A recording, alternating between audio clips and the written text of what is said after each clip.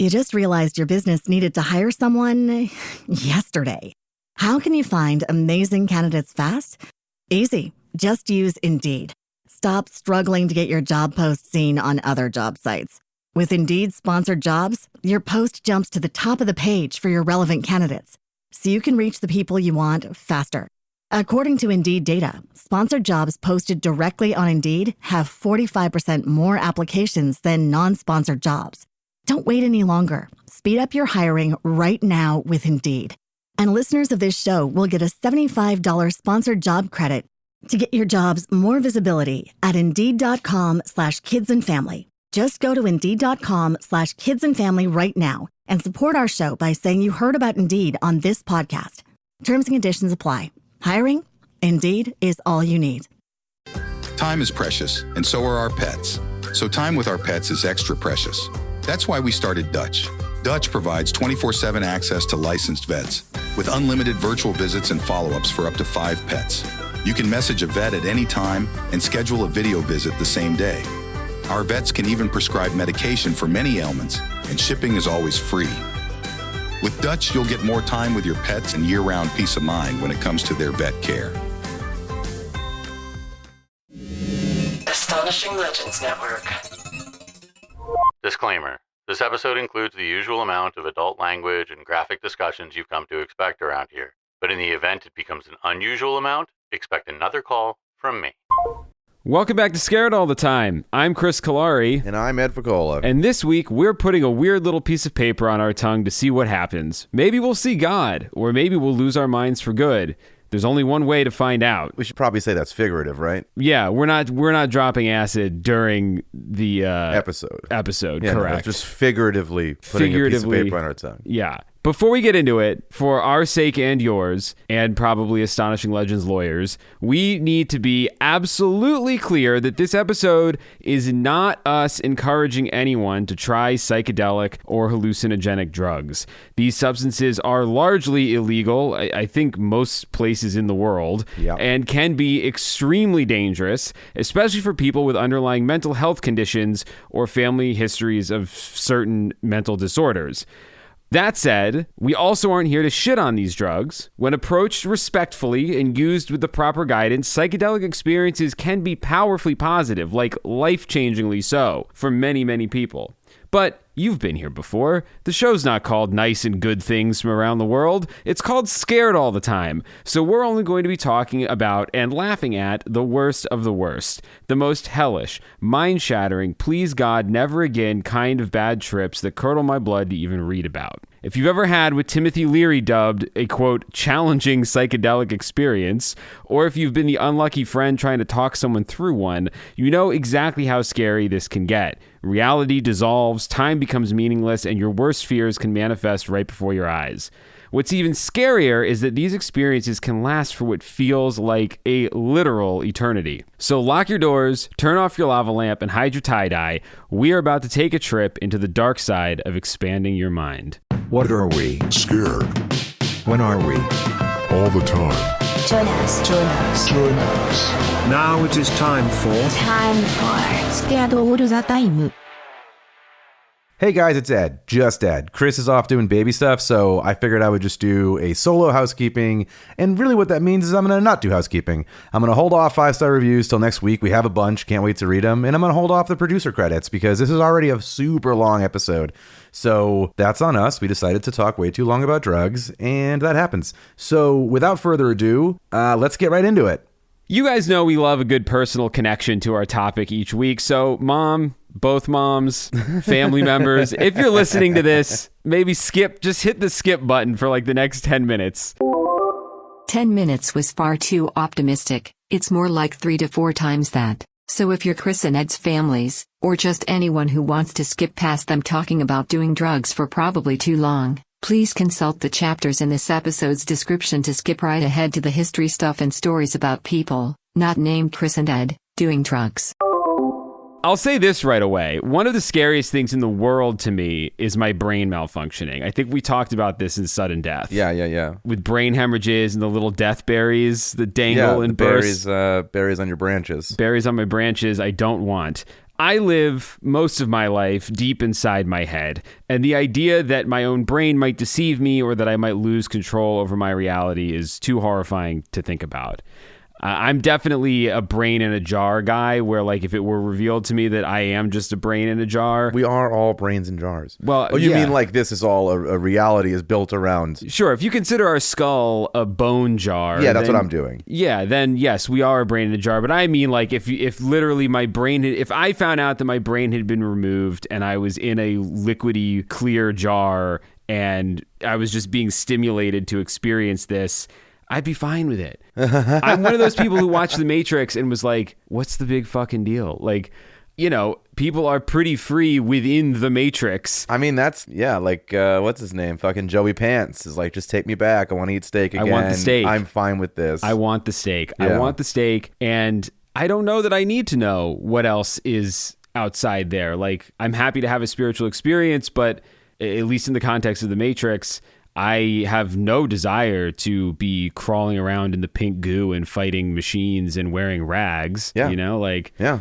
So anyway, the world feels real enough to me, and most days I feel like I'm just my brain anyway. I mean, I obviously need my body to keep breathing and my blood pumping and everything, but you get what I mean. So taking good care of my brain, plus a really brutal anxious streak, keeps me away from most psychedelics. Even when I drink alcohol, or, I mean, I guess not much with coffee these days, but if I drink enough coffee to feel weird, I'll hyperfixate on those sensations. Like, even if I've had 1 or 2 beers, I'll start being like, do I feel different? Am I getting drunk? Am I getting buzzed? Like, weird. I don't like the feeling of... I really hate getting like Novocaine at the dentist. Yeah, no issues here. The feeling of it kicking in and my body like changing or feeling like I'm losing sensation. Really, I enjoy the feeling of it kicking in because I'm like don't want to feel what's coming next. Well, sure, I don't want to feel. For me, that sensation is this is great. This is going according to plan. As a person who takes a little bit more than normal, to get it to work, I love it. I don't like that he grabs my cheek to make me feel it less or whatever. You're gonna just do that, or like they'll grab you by, they'll pinch you and kind of move you around, and I'm like, okay, well. Yeah. No, I really, anything that changes my experience of reality, I do hyperfixate on those sensations. And I'm like, is that okay? Do I feel okay? You know what? This brings me back to the Big One episode where you were like, oh man, I can't sleep at night because I'm worried about what this, was that an earthquake? Is this? Yeah. I think your big issue is, if I can better help you for a moment, I think it's, you have this fear of what's coming, and it's like it's ever present in your life. It's like even for something that you've done yourself, where you're like, I'm taking drugs, I'm drinking booze because the end result is getting to these feelings, but you still like dread the change into those feelings that you yourself took the first step down that journey. Yeah, well, it's.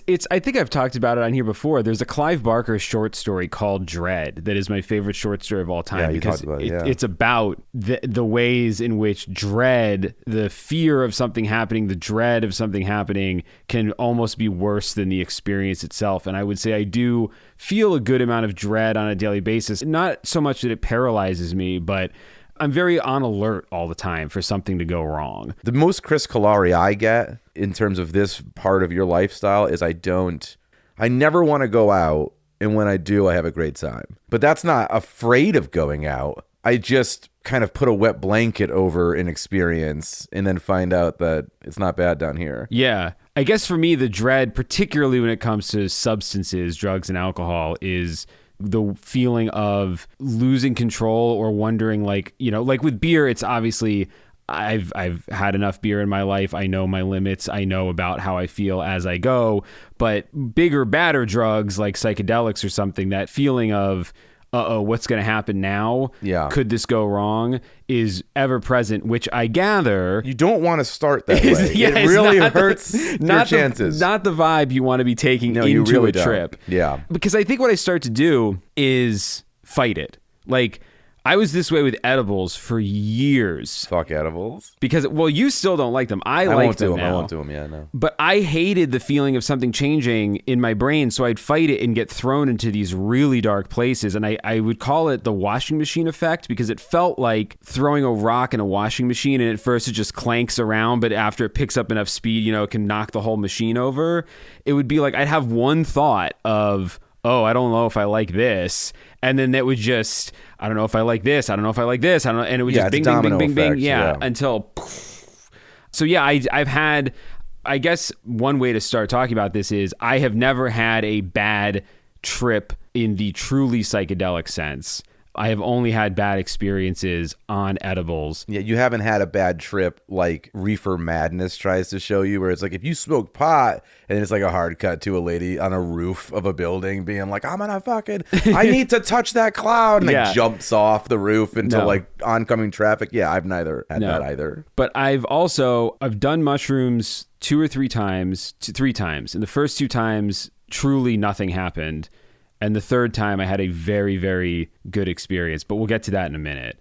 I do want to talk about my edible bad trips because they are what make me very, very afraid of anything, of a truly psychedelic bad trip. The worst was, and Ed, I'm sure you've heard this story before, but I made my own edibles once. Yeah, no, I've some of the worst edible experiences I've had were also from like homemade weed butter. Yeah, well, because it's a ratio issue. Yeah, it's a ratio issue. My friend had worked on a shoot for either Doug Benson or Snoop. I don't remember which of them it was, but they had given out little nuggets of weed as like thank you gifts. And my buddy was like, I don't smoke, I don't want this. And for whatever reason, he offered it to me, and I was like, well, I don't smoke, but maybe I'll make edibles. I'll give it a shot. So I found, a recipe online, and long story short, I'm bad at math. I didn't have a scale to weigh the weeds, so I was... But you have a kitchen. I have a kitchen, but I think I probably basically ended up using... I probably needed about 2 to 3 times as much brownie batter as I actually used, so I ended up making these very concentrated brownies that I thought were just normal strength, according to the internet.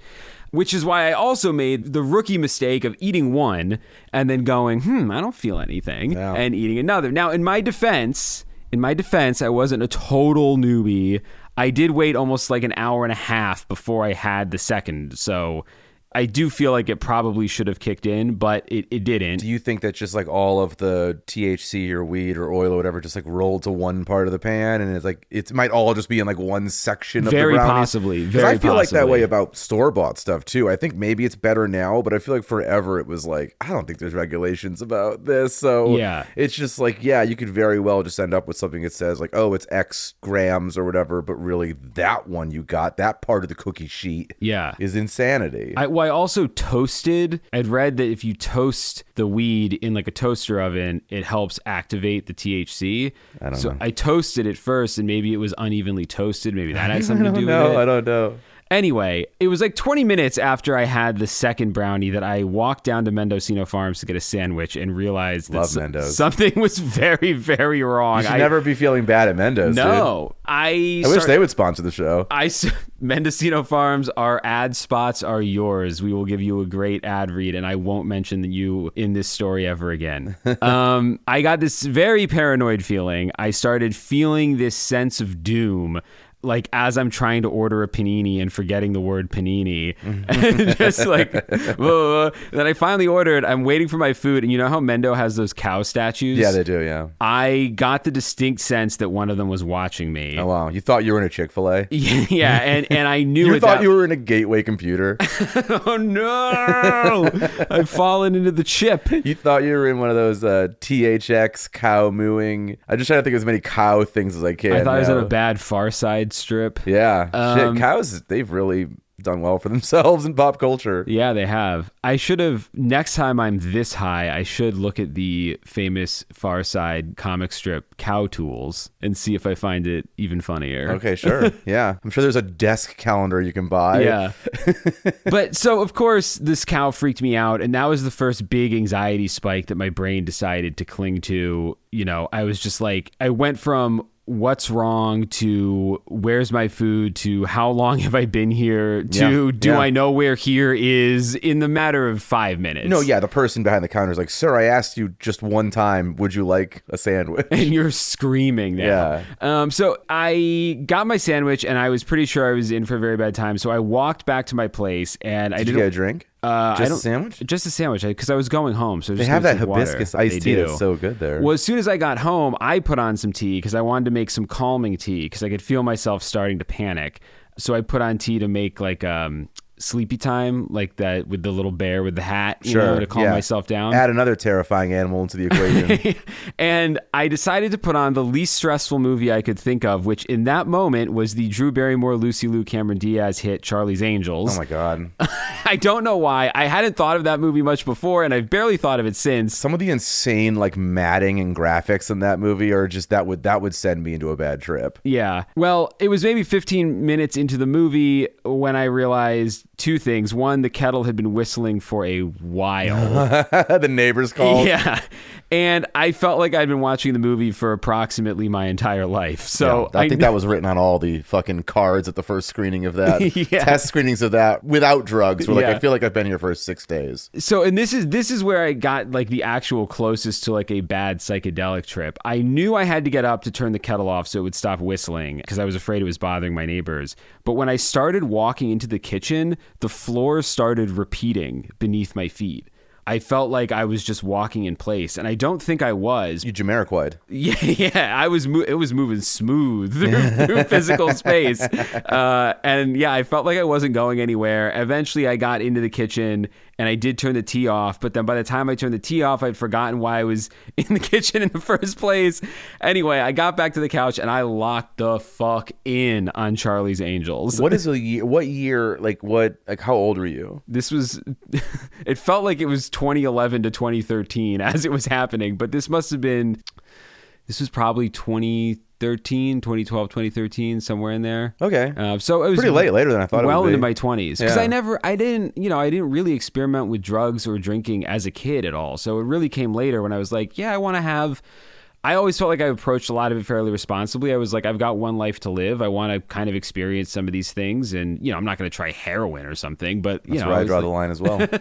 So I sat in watching this movie. It became my whole world. I was imagining building the sets by hand. I was imagining being on set and like where the lights were and like, and then after another, I don't know, by not even halfway into the movie, nothing made sense. I was no longer watching the movie. I was just wondering when this was going to stop. And I knew that you can't die from a marijuana overdose. And I also knew that the amount that I'd used, even though it was obviously way too much for me, I had not put an entire plant into one brownie, Yeah, so, but that's a nice thing about marijuana, though, is even when it's the fucking worst, which is, in my experience, almost exclusively in edible form, if you've done stuff for a little bit in your life, if you've experienced some drugs, you just go, this sucks, but this shall pass. Like I'm not going to die from this. It's going to be a bummer. And like, you do what you can to make it go by faster. But when you're a novice, if you don't know, and you're like, this is the end. Like, I'm going to die. But if you just remind yourself, like, you're not going to die. Well, I did. It's not bad. I can't say the same for fucking 300 rails of coke or whatever. But I'm saying, like, for marijuana, you're not going to die. Yeah, no. And I was reminding myself that I wasn't going to die. But by the end of this experience, the time dilation was... That's the worst part, because you're insane. Like, you said it earlier, I think in the opening, where you're like, it could have been 1,000 years. Yeah. And we'll get into my stuff after, but yeah, time dilation is the biggest annoyance. And that was, in this case, it was an annoyance that reached a level of just like sheer panic. Were you alone? No. So I was with who was also eating the brownies and was just at this point completely passed out.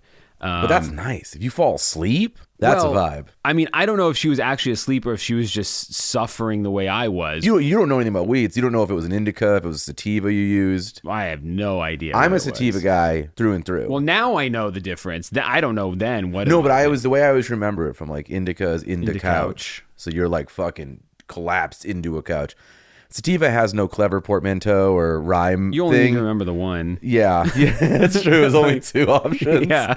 But yeah, so I'm more of a sativa person, which is, I'm an uppers person anyway. Yeah. I mean, I like them both now. I don't know what this was, but the time dilation was like, that was the panicky part, because I knew part of my brain was like, you're fine. You just got to sleep this off. And the other part of my brain, like I was having physical sensations of falling and like tumbling through space and it was not cool. Then And I guess I have to ask everyone involved if it's okay that I share this part of the story. But I managed to text my sister, who lived a couple blocks away from me at the time. One letter at a time, probably took me the better part of an hour to text. And this wasn't T9. This was like 2013. Yeah, no, this was a touchscreen phone. Yeah, This was for kids listening, Yeah. T9 was a text thing where you had to like each number on the keyboard represented 3 or 4 alphabet characters. So if you wanted to text someone, you know, be right back and start with B, it would be like hit number 1 twice to get to the second letter. It was, now thinking about it, excruciating. Yeah. I actually knew kids in high school, though, because we all had the T9 in high school, and kids got good at it. They could text from inside their hoodies, like during class. And that's actually something really nice about tactile buttons. Yeah. You can't really do that with an iPhone or an Android in your hoodie, but back then you can feel on the second button in. Yeah. I mean, these are the people, this is what we have to go back to for World War III. That's going to be the new Morse code. Yeah, for sure. Well, the Morse code I was seeing at this point was just flashes of light with no light source behind my eyes. But I managed to text my sister, "Too high, please help." And she came over. And then she knocked on the door. You thought it was a cop. You started freaking out. No, I didn't. I when she got there, I was very relieved. And it was pretty late at night at this point, and I was like, thank you. And had puked. And then Rachel came in and was like, what is going on? And I was like, we made these brownies. And she's like, why does it reek like puke in here and you can't talk? She cleaned up the puke. Wow, your sister cleaned up the puke? As soon as she cleaned it up, puked again. That happened to me it wasn't even an Uber, it was a taxi. It was a thing where like I puked in a taxi. I was so upset with myself and embarrassed, but it had a thing on the like glass partition that said like it's $100 cleaning fee or whatever. Yeah. If you puke. And I was with a couple friends. This was like Santa Barbara or something. And I was like, so I had puked and then like I couldn't get it out the window. And then so my buddy was, I hear him like apologizing to the taxi driver, like, oh my God, we're so sorry. Like, we're going to pay the fee. It's whatever. And then I puked again. He's like, get it out the fucking window, my friend. And I was like, why? We paid. It was like the worst, like lizard brain, no consideration for other people thought. Yeah. But it was just like, and I remember we did have to like stop with the taxi driver to go to an ATM as he like paid him cash for it. But I just remember like just continuing to puke on my lap. Like, what a piece of shit. Like, if I can go back to young Ed and be like, don't be such a fucking selfish prick in that moment. What a garbage move. Well, we didn't either. My sister did not clean up the second one. She was like, fuck this, I'm gone. I'm like, I did my duty, go to bed. Yeah. And so no, for like 2 days, I was not that high for 2 days, but I was having a rough time for like 2 days. Wow, that's crazy. I feel like, I usually don't get like bogged down like that. And I kept the brownies for years in the back of my freezer. I wrote nuclear weapons on them. And then there's a couple of friends over the years who I would let have, like if they were visiting from out of town or something, I'd be like, if you want some, you can have some, but just take a very little bit. And a number of my friends also got like just knocked the fuck out. Dude, you made these warheads. You should have just thrown them you should have buried them in Arizona. I should have, Nevada or something. So that was my worst kind of trip. And then the flip side of this, the good experience was the mushroom trip that I took. That it was genuinely one of the most clarifying, peaceful, spiritual, positive experiences I've ever had. I was in a good place to do it. I felt very comfortable. You were in a haunted house. Yeah. I went to the most decrepit building I could find. But yeah, no, I fully felt like, I would, in the proper setting, treating them respectfully as a sort of checking in with myself. I would do mushrooms once a year, maybe every other year, to have that like really deep spiritual check-in to be like, hey, how's it going? Like, what do you think? What are you worried about? What do you... I mean, you're describing this as like an ayahuasca mentality, but I haven't had mushrooms in fucking 100 years now. But the good mushroom trips are great. Yeah. And I have a friend who won't be named, obviously. Yeah. Whose mom like microdoses mushrooms to help with like a illness. Mm-hmm. And he just found it was like too hard to acquire or what have you, or expensive, what have you. And so he just started like growing them himself probably like 12 years ago now. And so obviously they're the best mushrooms in town. Yeah. So I won't give out my connect. Well, they're easy to get he out did here. it for like good reasons, I guess. Yeah. But he just got really, really good at it. Out here, you can get, I don't know if you can buy full mushrooms at weed stores, but there's a lot of places where they just are openly selling mushrooms. No, yeah. And I know that this guy I'm talking about has like started selling to those kind of bigger places now. Yeah. But their stuff is just better than what you're getting at those places. But also, it's been legal. Anytime you have a friend who's like, I was in Thailand last year, and I got like a mushroom shake or whatever and went to the beach, and I'm like, there's no way I'm doing fucking a drug that sticks around for 8 hours in a foreign country where they're not super keen on. Well, I mean, they must be keen on because they sell them at the fucking store in Thailand. I'm saying, like, I've heard of this mushroom beach in Thailand, but I don't think it's legal. I think you're just thinking of the Leonardo DiCaprio film The Beach. Maybe. Yeah, maybe. I think it's legal. I think it's been legal for 100 years. Turns out it's not even a little bit legal there. But hey, life finds a way. So Ed, I feel like I've opened up. I've made my family events awkward for the next 5 years. What about you? What bad trips have you had? None. I love my family, and I'm never.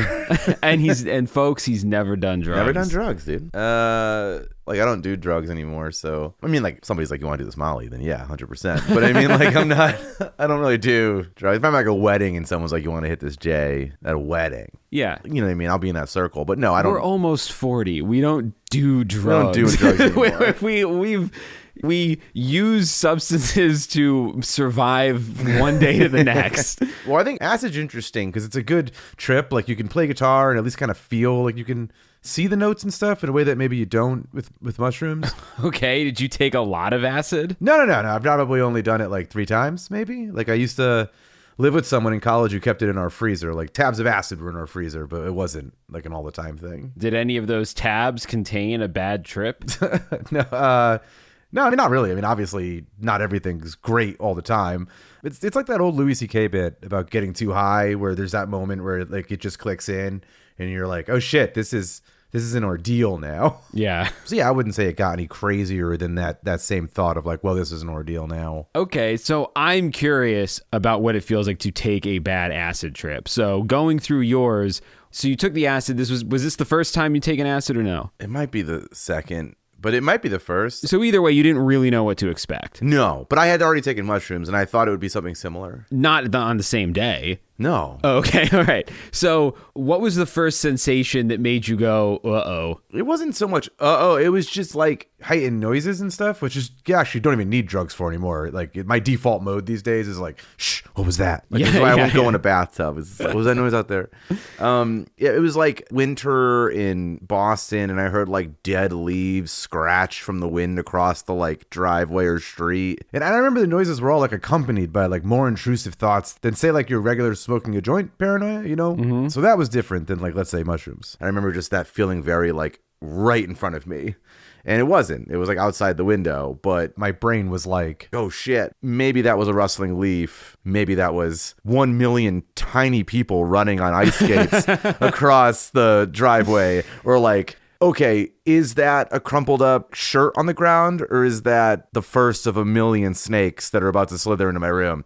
So for a bad trip on acid was just like, I feel like I was a lot more in my head about stuff, where a bad trip on mushrooms was just being sad. Right. I was just really sad, and I would smoke cigarettes and be like sad. Wow. Well, with other people. I was more scared on acid in terms of like just getting in my own head about what was that noise, what are those things, versus like bad trip on mushrooms was always just like, I was just bummed. So your experience with bad trips has always been a lot of like, it's never come with a full break from reality. No, that's weed. I've never been on a hallucinogen and broke from reality. On weed, you have. You need almost 2 hands to count the number of drugs I've done in my life. I mean, different drugs. Yeah. Fucking edible weed is the worst hands down experiences I've had on drugs. So what was that? That was the shit you were talking about, which is like, okay, good example. One time I took, and I think it was like some Me and Pat brownies. It wasn't like store-bought. Yeah. And this hasn't only happened once in my life, but it was like, all right, I'm feeling way too fucking high. And sometimes it's hard to explain with words what that is, because it's not like, oh, you'll know you're too high when X, Y, and Z. Like, it's, you know what I mean? It's hard to say. You just fucking know it. Yeah. Like you're kind of collapsing from the outside in a little bit. Yeah. There's a collapsed star happening. And so if you've done it, you're like, oh, I'm going to go to my room. I'm going to get away from stimulation. Yeah. I'm going to go be by myself. And on like a weed brownie, you can like, oh, I'm just going to go into bed. Maybe I'll go to sleep. You know, I'm already kind of tired from this. Yeah. And the next thing you know, you are at like a cellular level thinking about like the Big Bang Theory and like, oh my God, I am now an amoeba and like I'm living through the whole span of an amoeba and now I've met a fucking Tyrannosaurus Rex. Are you sure this was marijuana? This sounds like no, it was weed. Salvia or something. No, it was weed. It was weed. My one time I did salvia, it didn't matter. This was fucking weed, and you're like fighting with yourself. You're in bed being like, get out of this world that I am I know I'm a human being. Get me evolutionarily back to a human being. This is taking forever. And it's like, so you will literally go through all that shit, and it sucks. And so I finally got to the point where I'm like, you know what? I am on the like painting of humans standing upright. I'm now at a point where I can get out of my bed. So I'm going to go down the hall to the bathroom. I'm going to get in the shower because the shower will wake me up. Water is the building block of life. Like, get me in the shower. And so I turn the shower on. This is the last time I ever did edibles, this one. I don't think I was even naked. I think I was just like, I got to get wet. And so I turn the shower on. You have to get the building blocks of life on you. Yeah. Like, I didn't go through all the steps of taking a shower. Right. And I get in the shower, but I didn't. I thought I had. What I had only done was stepped half of my body, 1 foot, like one leg into the shower, because it's the kind that you like have like a curtain, you know? Yeah. And so it's not like a door and you open and walk into a shower. It's just that traditional tub/shower thing. And I am now just making a mess. Like all the water is hitting my body and then like path of least resistance riding down the left side of my body all over the floor of our thing. And I'm just in there for who knows how long. Just standing half in the shower. Half in the shower, half not in the shower, making an absolute mess of our fucking bathroom. And I'm at this point, I'm sure I'm just being like, and this is something that to this day, after, like, when you're not on drugs, I think about this stuff all the time now, which wouldn't have maybe been the case if I never took drugs in my life. Where, like, now you're like, look at that fucking shower head. Who installed the shower head? When did that shower head get installed? Was that manufactured somewhere? Where was it manufactured? Was there a person who said there was like 2 other shower heads that I could have bought, but they said the quality control wasn't good enough? And like now I'm doing that for who knows how long as I make a mess. Yeah. By the way, everything I'm talking about is still just like the most stoned I've ever felt. So it's like, it's no step where things are getting better. I'm just like getting through the gauntlet of being very stoned. And so now I'm like, come to the realization that I am not solving anything in the shower. I'm only making things worse. Recognizing at this moment that I've made a mess, but being like, this is not a me problem right now. Leave, go back to my room. I remember texting someone who was at my house. I had the wherewithal to text. I said, bring me October Sky. I had the movie October Sky, which, if anyone knows, there are 2 movies that have helped me through any bad trip I've ever been on. October Sky and Gattaca are like the 2 movies that are like my happy place movies, or the movie Miracle. So 3 movies. And I remember that person brought me up. I had like a DVD player in my room at the time. And that person brought me up October Sky. And I just was like living my best life with October Sky until I fell asleep. Oh, so that ends well. I don't know if it started well. Like, I don't remember like Comic Steve's favorite me having a bad trip on edibles story is when I ran away from watching the movie Conspiracy Theory with him. I feel like Conspiracy Theory is a movie that you should just run away from in general. Well, it's that there was a scene in it where like Mel Gibson fucking what's his name? Fucking Star Trek. Patrick Stewart. Yeah, Patrick Stewart's like captured him and they've brought him to this like mental institution and they've like taped his eyes open and they're doing all sorts of crazy like lights and strobes and like they're like, deprogramming or programming him. Either way, it was super fucking intense. And I just remember being like too high to deal with that and I ran away. And then he had to bring me one of those come down movies we were talking about. He had to bring me like a come down movie to counteract Conspiracy Theory. So I don't know if the story I just told you is the same night as the Conspiracy Theory story, but I'll ask him. He said he obviously remembers Conspiracy Theory and can confirm how terrible those weed brownies were, but can't confirm if all the other stuff happened the same night. It was probably an amalgamation of a bunch of different times that October Sky was brought upstairs. You just realized your business needed to hire someone yesterday.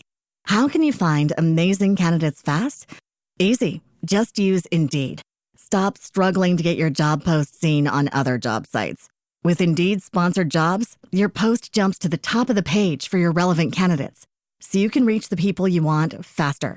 According to Indeed data, sponsored jobs posted directly on Indeed have 45% more applications than non-sponsored jobs. Don't wait any longer. Speed up your hiring right now with Indeed. And listeners of this show will get a $75 sponsored job credit to get your jobs more visibility at Indeed.com/kidsandfamily. Just go to Indeed.com/kidsandfamily right now and support our show by saying you heard about Indeed on this podcast. Terms and conditions apply. Hiring? Indeed is all you need. But yeah, everything always kind of ended okay. Like, I'm here, I'm talking to you. Although my favorite bad trip was a mushrooms bad trip. And it's because it rules. But I feel like we need a video component to really enjoy that story, because I do a lot of miming when I tell that story of really great moments. But I'll try and give the beats of it. We'll save it for video. We'll save it for the video cast. Well, I can give a quick beats of it. I'll give you the things that make it funny, but I won't do the great. We'll save for a video thing all the beats of it. The best thing about this, so I had done mushrooms at this point in my life. I had liked mushrooms at this point in my life, where I was like, mushrooms are a vibe. Me and my friend Brian had created this little, we're like, dude, when we're around mushrooms, this room is the think tank now. Like, this is where big ideas happen. And I remember we had rules of the think tank that were written on an artist's notebook. How old were you? I would have been 20. Okay. 20 or 21, probably 20. And I remember we were like, this is where the shit happens, bro. We have all these rules. We'll post the rules on our door so that people know, think tank in session or whatever. It was a whole thing. That would devolve into 17 cigarettes that are never ashed. Mm-hmm. But we're like, okay, we got these mushrooms. We eat them on pizza because mushrooms are kind of gross on their own. And so we eat them on pizza. We order a pizza. We have the mushrooms, order the pizza. We eat it. And then we're like, it's been an hour and a half. We got sold bad mushrooms. Yeah. I don't know. These are not, they look the same as normal mushrooms, but that we've experienced, but this is not going well. And this is how new to drugs and this, we were, or just not good at it. We're like, we're going to go confront our drug dealer about this. So we get on the fucking subway. We get on the T in Boston and we go down to whatever stop it is. And then we go to their place and we're like, hey, this is no good. And they're like, no, it's fine. And we're like, it's not. And these are someone we know. It's not like we've gone back to the common to confront a fucking stranger. It's not The Wire. Yeah, exactly. I'm not on the SNCC couch in Baltimore. Yeah. And I'm like, and he's like, guys, all right, well, I'll give you more because I know you idiots. It's fine. But it's not what you're saying.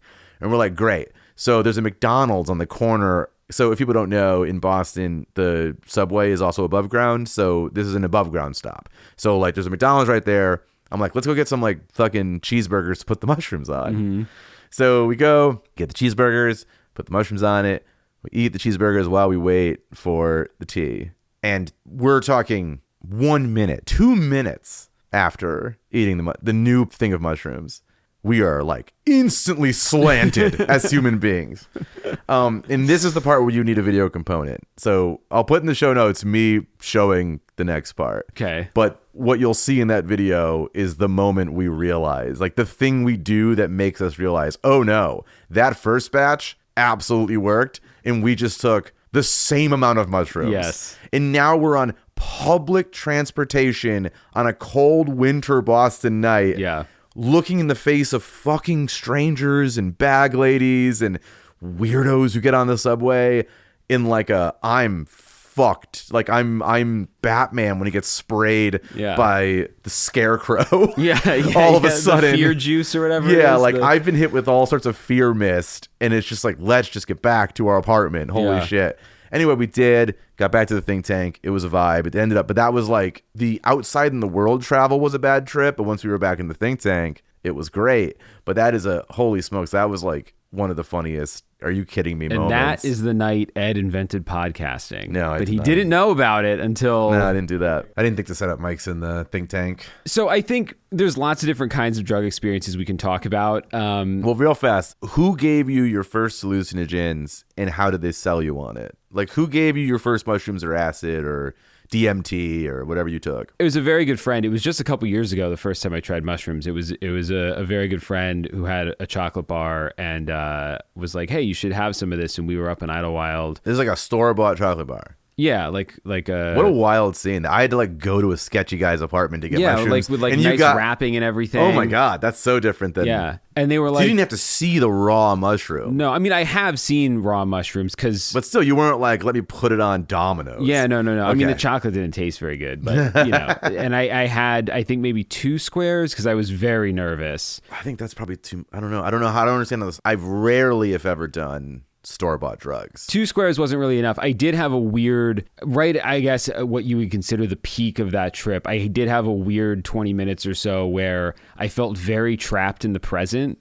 Like I felt like there was no future and no past. Sure. Which for some people I think would be very grounding. But for me as a person who, again, lives very much in my head, imagining things, writing things. But it was the present you were experiencing. It wasn't like me where I was stuck in 1,000 presents it was over time. It was a very pleasant present, but say that 10 times fast. It was a pleasant present, but it was very disconcerting that I felt like there was no escaping from it. Because I spend so much time imagining things, and it was like I couldn't imagine. But that's actually good, because we've established that when you imagine forward, you're dreading the next experience. Yeah. Well, it wasn't awful, but it wasn't a great experience. It was just sort of whatever, and I was like, I don't know if I want to do that again. And then there was another time after that where nothing happened, and then the third time I was like, I took half a bar and was like, oh, okay, this is what it feels like. I understood what it meant when people say like the mushrooms tell them things. Like like when I was coming down, if you've never done mushrooms before,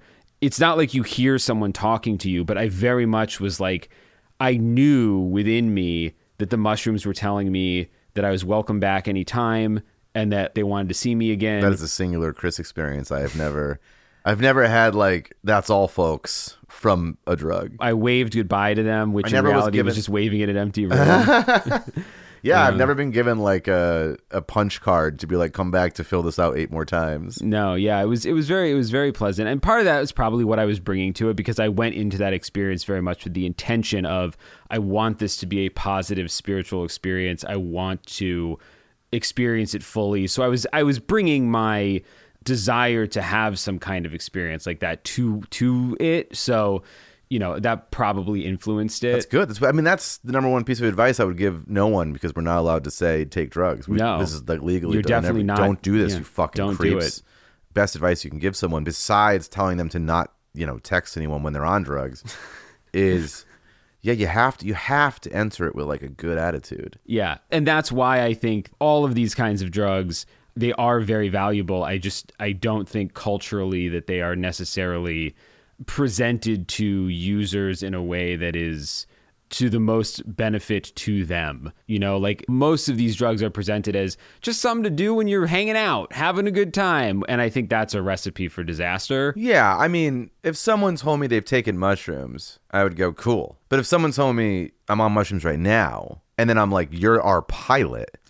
Like that's a very, like, I quickly turn on mushrooms in that moment. So drugs are still drugs. Yeah. And they should be taken as you see fit, but in an appropriate way. So the rest of this episode, I think bad trips might become a bit of a series for us, because there are so many thousands and thousands of bad trips on the internet and so many different kinds of drugs that can cause bad trips. This episode, we're going to focus exclusively on LSD. And really, from here on out, we're going to be talking a lot about LSD. And just to set the expectation, I found an incredible bad trip, but it's very long. So we're going to end the episode with this long bad trip.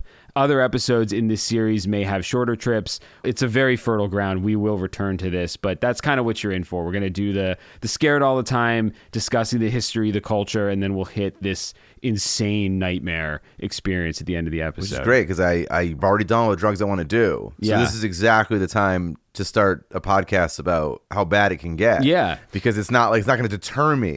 Right. Well, anyone who's had a bad experience on, again, particularly in this case, LSD, is in great company, because the creator of LSD, chemist Albert Hofmann, who first created the drug in his lab in November 1938, was not only the first person to ever trip on the drug, but also the first person to ever have a bad trip. On day one? On day one. Wow. But to understand what he did and why, we have to zoom out.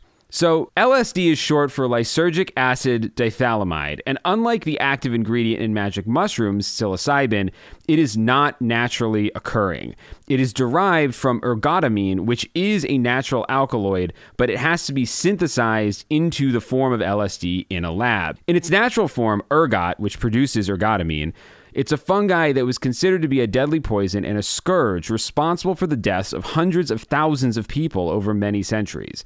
According to an article in The Atlantic, in 1857 in what is now Germany, a contemporary accounting of the events of the year recorded that, quote, a great plague of swollen blisters consumed the people by a loathsome rot, so that their limbs were loosened and fell off before death.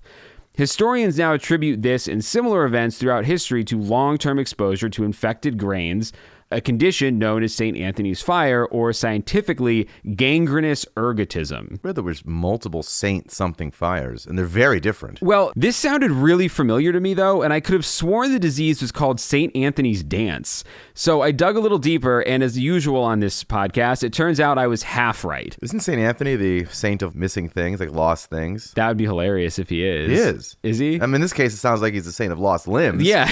But I'm saying, like, it's, you do that little thing, like, dear St. Anthony, please look down, something's lost and can't be found. And he's supposed to help you find it. It's my hand, oh no, my arm. Yeah. Where has it gone? It's gone, it's gone. Yeah, exactly. So, yeah, I guess tell me more about his, the dance craze of this era. Well, what I was thinking of is not called St. Anthony's dance. It's called St. Vitus's dance, which is the term for the dance manias which swept across Europe between the 11th and 17th century. Have you ever heard about these? Is it like when you die and your nerves keep working? Or No. you're saying like there was like a craze? There Like, were- like there they were- did the Macarena. Kinda, yeah. There were hundreds of people in towns all across Europe for hundreds of years. There were records of people Sorry, 400s of years? from the 11th to the 17th century. Yeah, but not I'm s- all continuously. Oh, okay. It wasn't like yeah, oh my no one was God. dancing.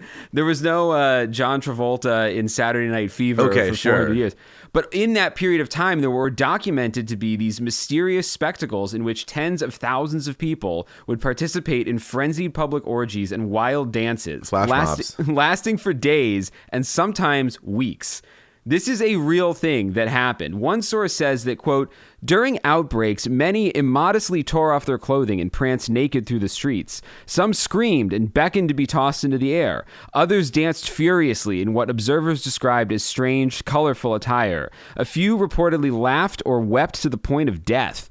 Women howled and made obscene gestures while others squealed like animals. See, I was a weeper. That was my thing. Like, that's my, like, bad mushroom trip. It's like smoking and weeping. Some rolled themselves in the dirt or relished being struck on the soles of their feet. So this is drugs. We're going to get to the fact that they found out there was a gas leak. Sort of. An Italian variant was known as tarantism, as victims were believed to have been bitten by the tarantula spider, for which the only cure was thought to be frenetic dancing to certain music, which supposedly dissipated the poison from their blood, which I guess is maybe the origin of the tarantella, the Italian wedding dance. But it also sounds like the origin of the best piece of shit marketing guy on the planet who was like, what people don't know is I've been drinking.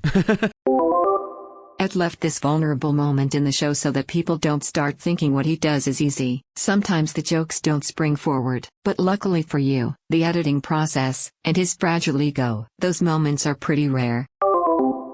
So what the hell was this all about? There's some debate about how spontaneous these dances were and whether or not the locals were actually the source of the dancing.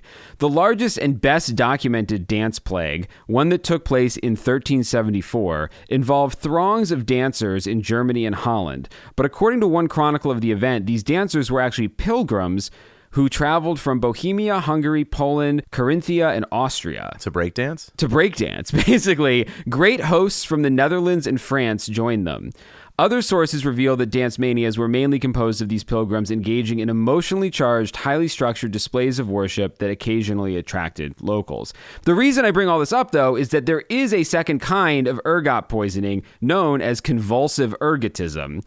And there's some evidence that these outbreaks of dances and madness may have been brought on sometimes by these traveling worshipers that I couldn't actually find too much about and sound very scary in and of themselves, but also may have occasionally been brought on by populations consuming rye bread that they didn't realize had been contaminated by ergot. This sounds a little bit like modern rave culture. Like we're gonna fucking hitchhike to the next festival, take drugs, dance hard, whatever, meet a community of fellow dancers, and then like pilgrim ourselves to the next festival. Kinda, yeah. I mean, hey, humans are nothing if not consistent. That's true. We've got our vices and we've had them for thousands of years. The University of Hawaii's botany website describes the symptoms of convulsive ergotism this way. Convulsive ergotism is characterized by nervous dysfunction, where the victim is twisting and contorting their body in pain, trembling and shaking, and wry neck, more or less fixed twisting of the neck, which seems to simulate convulsions or fits. And they're named it after like consuming too much rye? Is that what you were just saying? Well, it's literally, so convulsive ergotism is a disease caused by eating rye infected with the fungi ergot. Yeah, which I do like that they've been like, your daughter has rye neck. I don't know how to tell you this. Rye neck in this case is spelled WRYNECK. Oh, I thought it was like, that's a symptom of taking too much rye. No. Okay. In some cases, all of this convulsing and fits is accompanied by muscle spasms, confusion, delusions, and hallucinations. Some believe that the advent of these gruesome symptoms without a known cause, especially the convulsive symptoms, which along with hallucinations and the mania and psychosis, is actually what led to accusations of witchcraft, which were followed by witch hunting hysterias, such as the Salem witch trials in the 1690s. And studies have even correlated years of rye scarcity, suggesting an increased willingness to consume tainted rye with years of abundant witchcraft accusations. I mean, even without this podcast, every passing year on this here planet, I'm like, the witch trials are bullshit.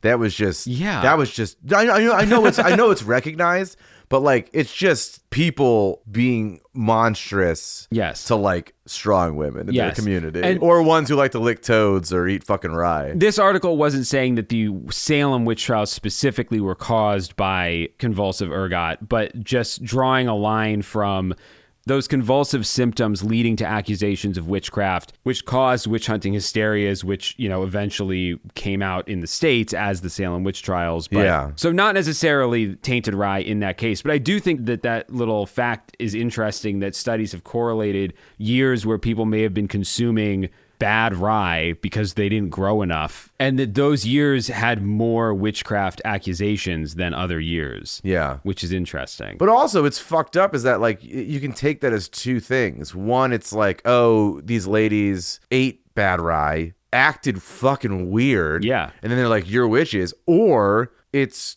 the patriarchy eats bad rye and hallucinates that like Debbie is a fucking dragon now. And that puts her to death. So it's just bad all around. And also, I don't know, maybe if you can have convulsive ergotism and gangrenous ergotism in the same community, and you're seeing witches as people's limbs are falling off. Oh, you dance so those limbs fly off. Yeah, they're just getting smacked in the face by hands and legs. It also feels, it's not the right time, I don't think, but it also feels very like Garden of Earthly Delights. Like Hieronymus Bosch was eating some fucking rye when he was like, I'm going to draw this unbelievable triptych of lunacy. Well, the way that ergot evolved into the drug that we know as LSD is because despite all of the horrible things that it can do to a person, midwives and alchemists and early doctors realized over time that the muscle and blood vessel constricting properties of ergot could be useful to hasten childbirth and staunch bleeding after delivery. Hasten as in it made the baby come sooner, or it made ladies forget through time dilation of drug use that this was taking forever? I think it made the children come out faster and staunch the bleeding. So this was sort of not an old wives' tale, but it was sort of farmer's almanac that, certain potions essentially made with ergot could help in childbirth. And then the longer those were studied, the more it became clear that this was an actual scientific reality and that you could create modern drugs with ergot to help women during childbirth.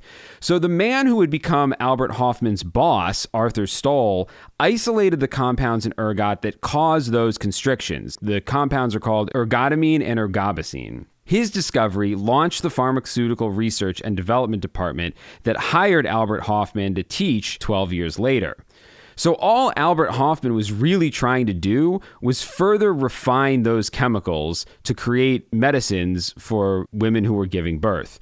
Again, from The Atlantic, he recreated ergot's active ingredients as well as novel but similar compounds that, based on the potency of the ergot compounds, could reasonably be expected to have medical uses.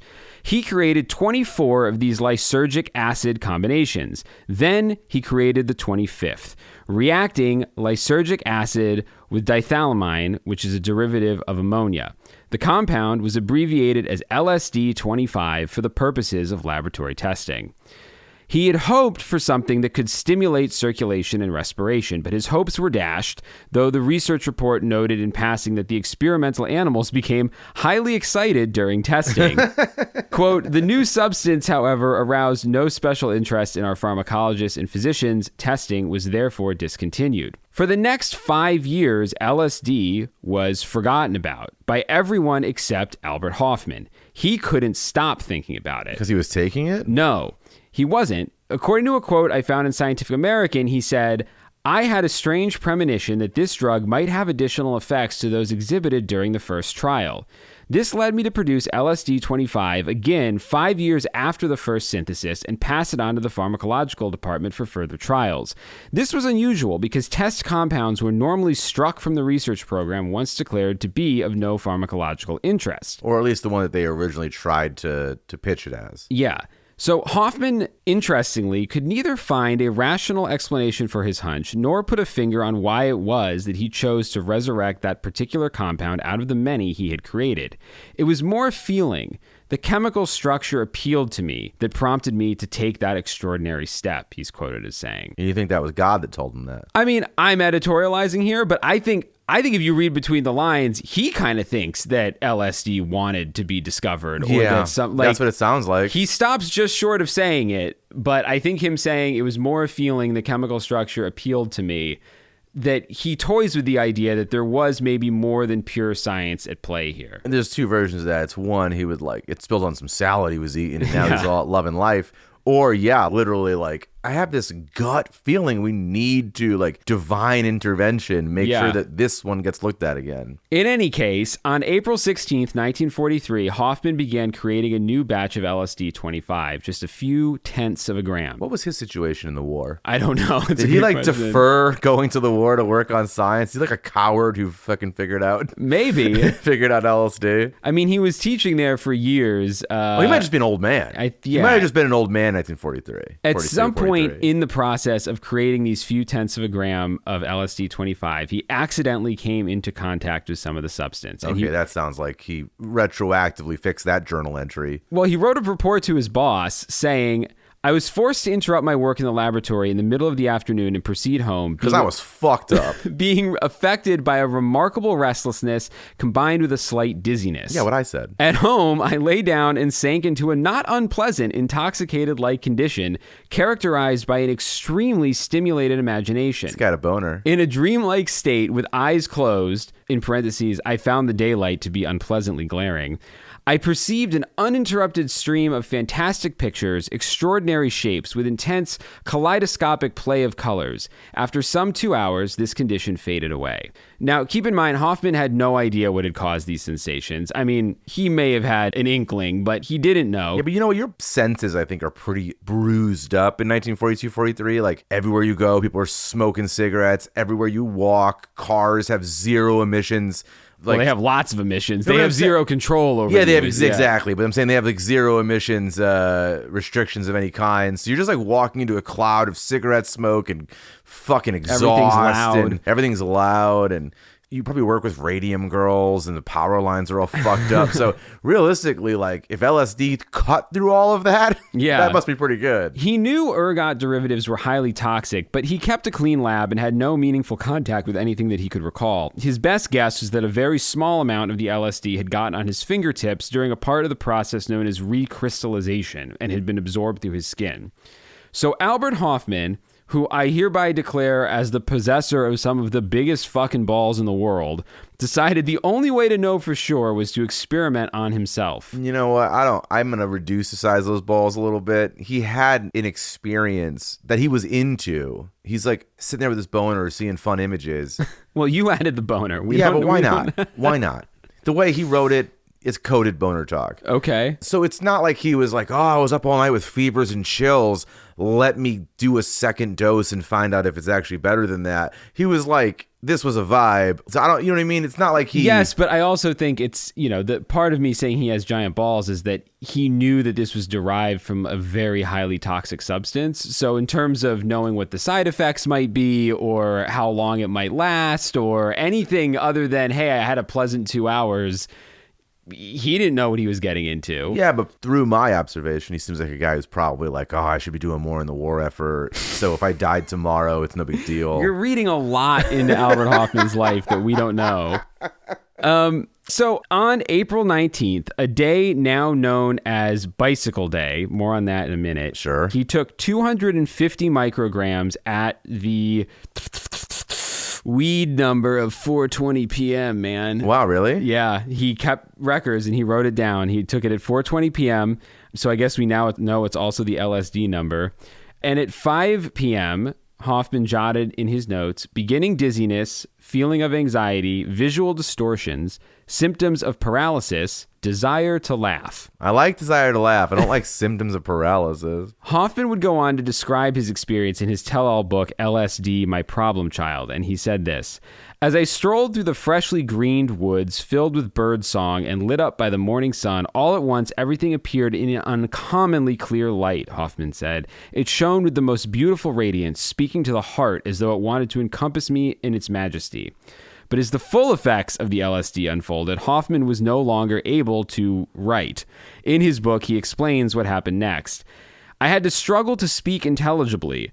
I asked my laboratory assistant, who was informed of the self-experiment, to escort me home.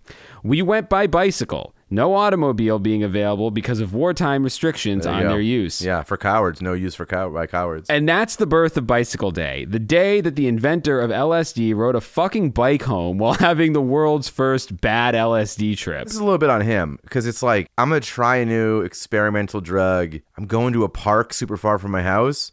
No, maybe you could do that in lab conditions or in your bedroom. He says, on the way home, my condition began to assume threatening forms. Everything in my field of vision wavered and was distorted as if seen in a curved mirror. I will hope that they cut out, like they cut wide in the movie of this guy's life. And he's like bicycling so slow. Like he's going, yeah, exactly. Like his lab assistant is beside him holding him upright. Like he's not even. Well, he says, I also had the sensation of being unable to move from the spot. Nevertheless, my assistant later told me that we had traveled very rapidly. So it was the opposite. He was booking it. Wow. I was seized by the dreadful fear of going insane. I was taken to another world, another place, another time. My body seemed to be without sensation, lifeless, strange. Was I dying? Was this the transition? Okay, I'm going to stop you right here. You've stopped me 100 times, but go on. No, I'm going to stop you again. It's everything he's describing is what I described on that weed brownie. Yeah. With the lifelessness, because I told you I couldn't get out of bed and I had to just keep living in that stupid prosaic era, or how it was, fucking Jurassic period. Yeah. Like why are we getting this from weed is what I'm saying. Weed's too strong now. But you had that weed brownie 2 decades ago. Yeah.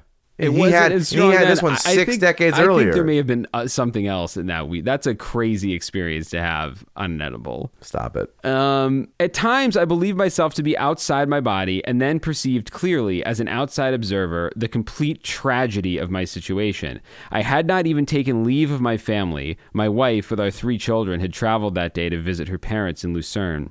Would they ever understand that I had not experimented thoughtlessly, irresponsibly, but rather with the utmost caution, and that such a result was in no way foreseeable? Good chance this guy wasn't wearing a helmet. He's not doing the utmost caution. I also don't want to say it was in no way foreseeable. I mean, this is him now writing a letter to his wife, being like, "Honey, I mean, come on, I didn't know. I asked around. They said it was fine." My fear and despair intensified, not only because a young family should lose its father, but also because I dreaded leaving my chemical research Get work, off the fucking bike, buddy. which meant so much to me. Hold on, I do like that he just downgraded his family.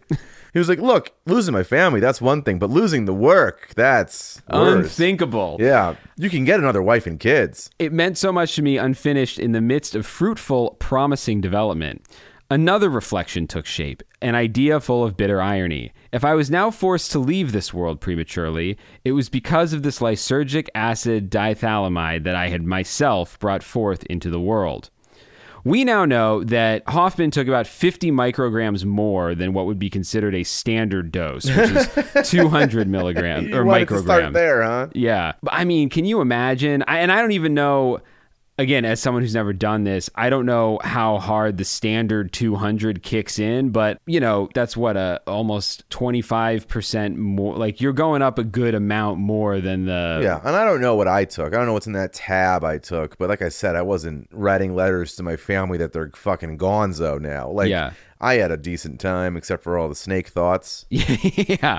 I mean, I guess he must have known enough about its properties to assume it probably wasn't going to kill him. He did study it and create it, and I would think that he would know enough about it to go, yeah, I know it won't kill me. But I mean, now we know unless you drink like a fucking gallon of acid, you won't die from it, or you won't die from the acid itself. But you'll have a bad time and probably be forever altered. Yeah, but being the first guy to have a bad trip, to have no idea how long it's going to last, like to know nothing. Now you and I can go, okay, we would ride it out. We would go take a nap. Well, the thing about mushrooms and acid is too long. Both of them too long. Like we got to fucking peel off 8 to 12 hours of our day to something where you will be altered in that time period. I'm not saying that it's 8 to 12 hours of intense, Yeah, but you can't stuff. Be expected to do anything. No, don't hit me up to pick your ass up when I I got a day of this. Yeah. And what am I expected to do it at 8 p.m. and then be sitting here at 4 in the morning? Fuck off. I ain't got time for that. It's not cocaine. Despite his initial bad trip, Hofmann would go on to champion the careful use of LSD for a range of psychiatric, spiritual, and medical purposes until his death in 2008,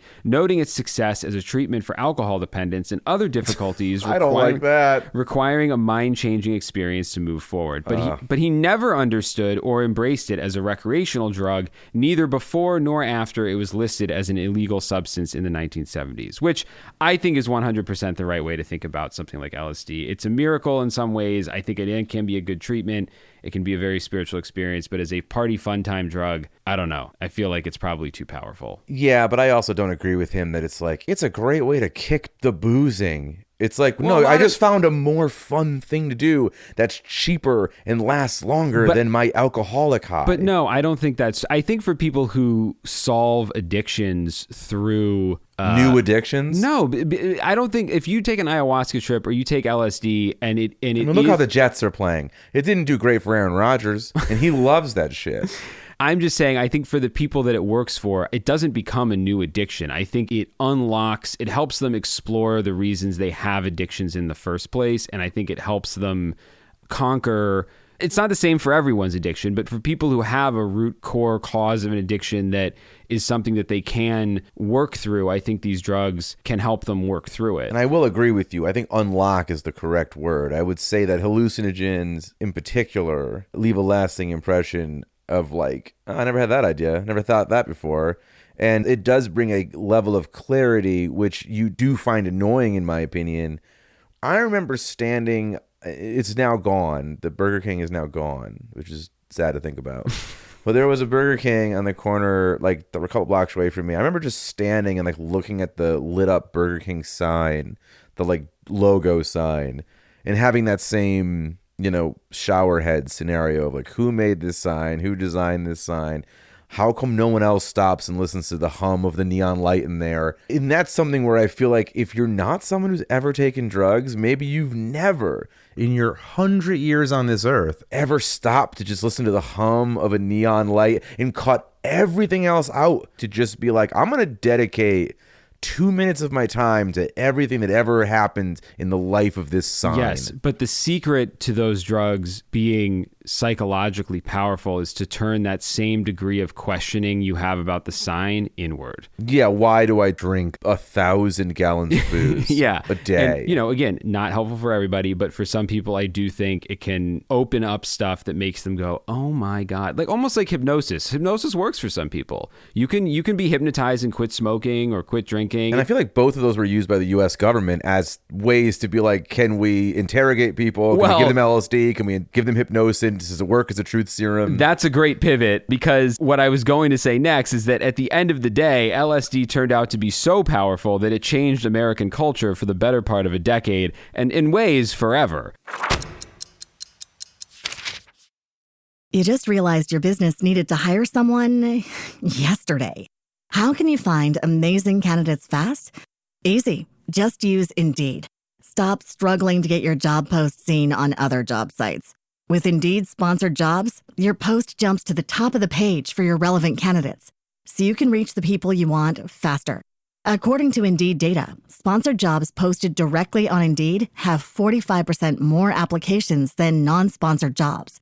Don't wait any longer. Speed up your hiring right now with Indeed.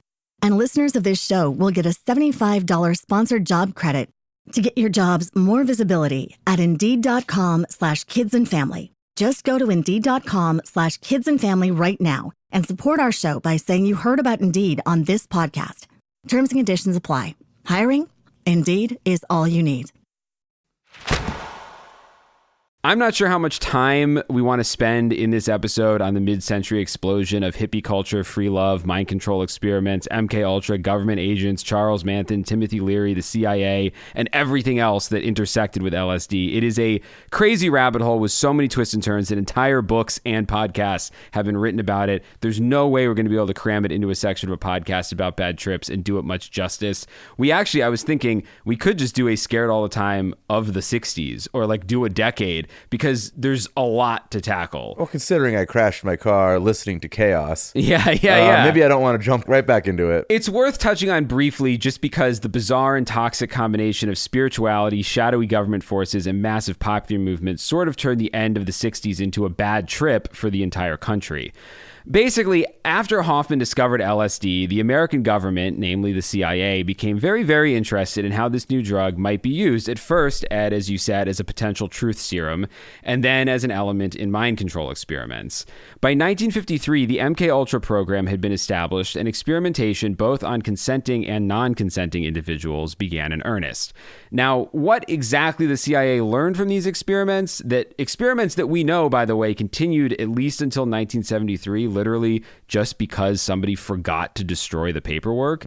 I forget exactly who dug it up, but like all the MK Ultra files were basically designated to be destroyed, and then some idiot just didn't. I wouldn't even say it's an idiot. It's just somebody like me who's like, they don't pay me enough. And I've been, I've been not in a malicious way, but it's like I've been doing this for weeks. Like I'm tired of it. If I leave a couple files, leave a couple files. So we do know that the MK Ultra program was very real.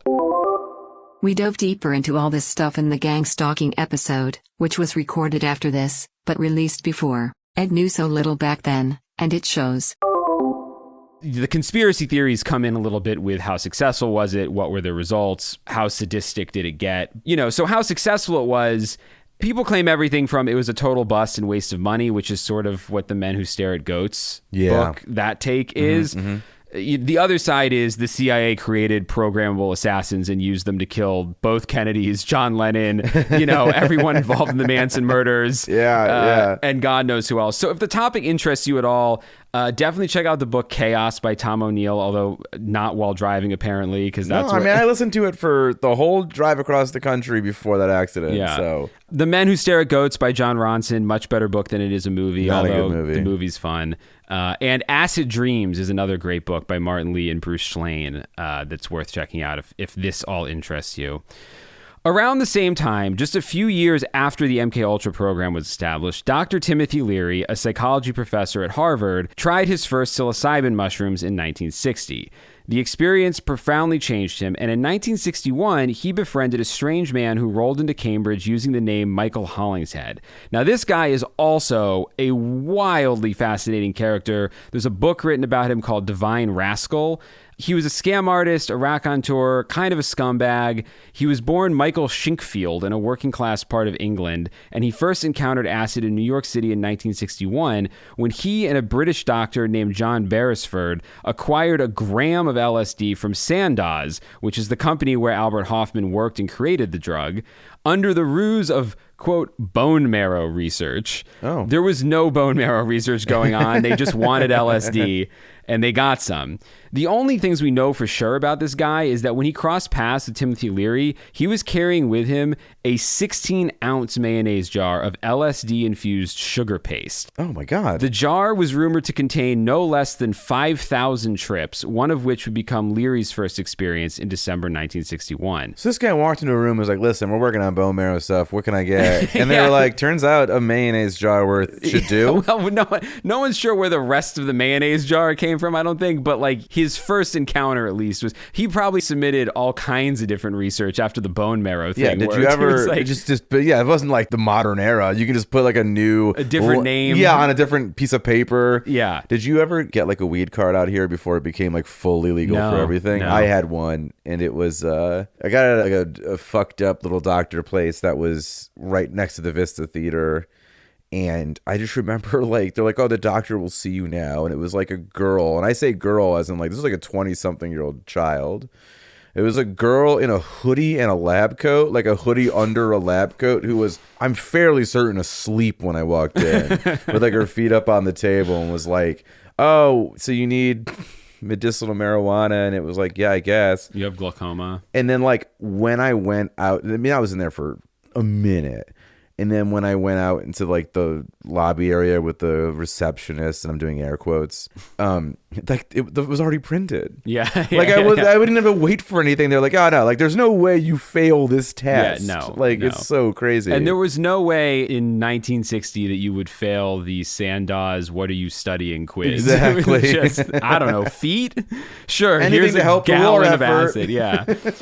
So while Hollingshead would continue to play an important part in Timothy Leary's life and shows up all over the kind of alternate history of the 1960s, Leary became the face of LSD in America. If you've ever heard of anyone connected to LSD, it's probably Timothy Leary or Charles Manson. Between the mushrooms and the LSD, Leary, like Hofmann before him, believed that psychedelics could treat a host of mental illnesses and should be celebrated. Harvard, however, did not agree and fired Leary in 1963. That was back when they fired people? Yeah. In 1964, Leary co-authored a book about psychedelic drugs, and the following year he founded the League for Spiritual Discovery, or LSD for short. Oh my God, it's a real Doge department. Yeah. This was a religion that claimed LSD as a holy sacrament that must be kept legal for religious freedom. And Leary toured the country with a presentation that attempted to demonstrate the experience of tripping. And to be honest, if you can't describe a good trip as a religious experience, I don't really know what counts as a religious experience. So, like, I don't know. It's a secular religion, I guess, in the sense that there's no particular God that you're worshiping other than this arrangement of molecules. But I mean, how do you convey that through his slide projector he brought to these events? He spoke the phrase that came to exemplify the LSD movement, turn on, tune in, drop out, during a 1967 speech in San Francisco in front of 30,000 hippies. Leary later stated in his biography that turn on meant to go within to activate your neural and genetic equipment. Tune in meant interact harmoniously with the world around you. And drop out meant self-reliance. He was disappointed that people thought he meant get stoned and abandon all constructive activity.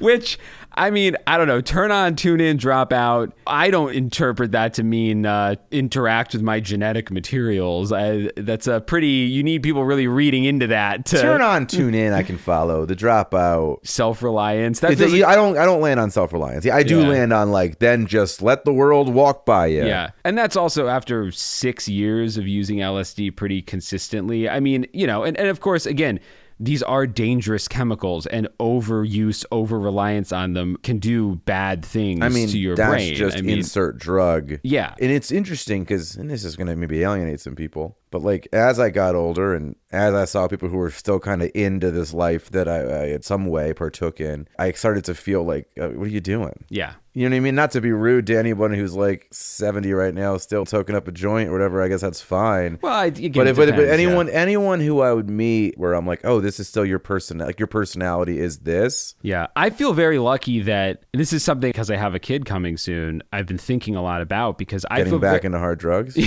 Yeah, just cocaine all day. They say you don't sleep a lot when the kid's born, so I figured I'll just be up. the whole time. I feel very lucky that as a kid, my encounter, like, you know, alcohol was around because my family made wine in the basement because they brought the barrels over from Italy, and so wine was considered just something you drink with dinner. It was consumed in moderation. No one ever had a problem with it. I learned that drinking was part of a dinner social activity, and it was not something to be overly consumed.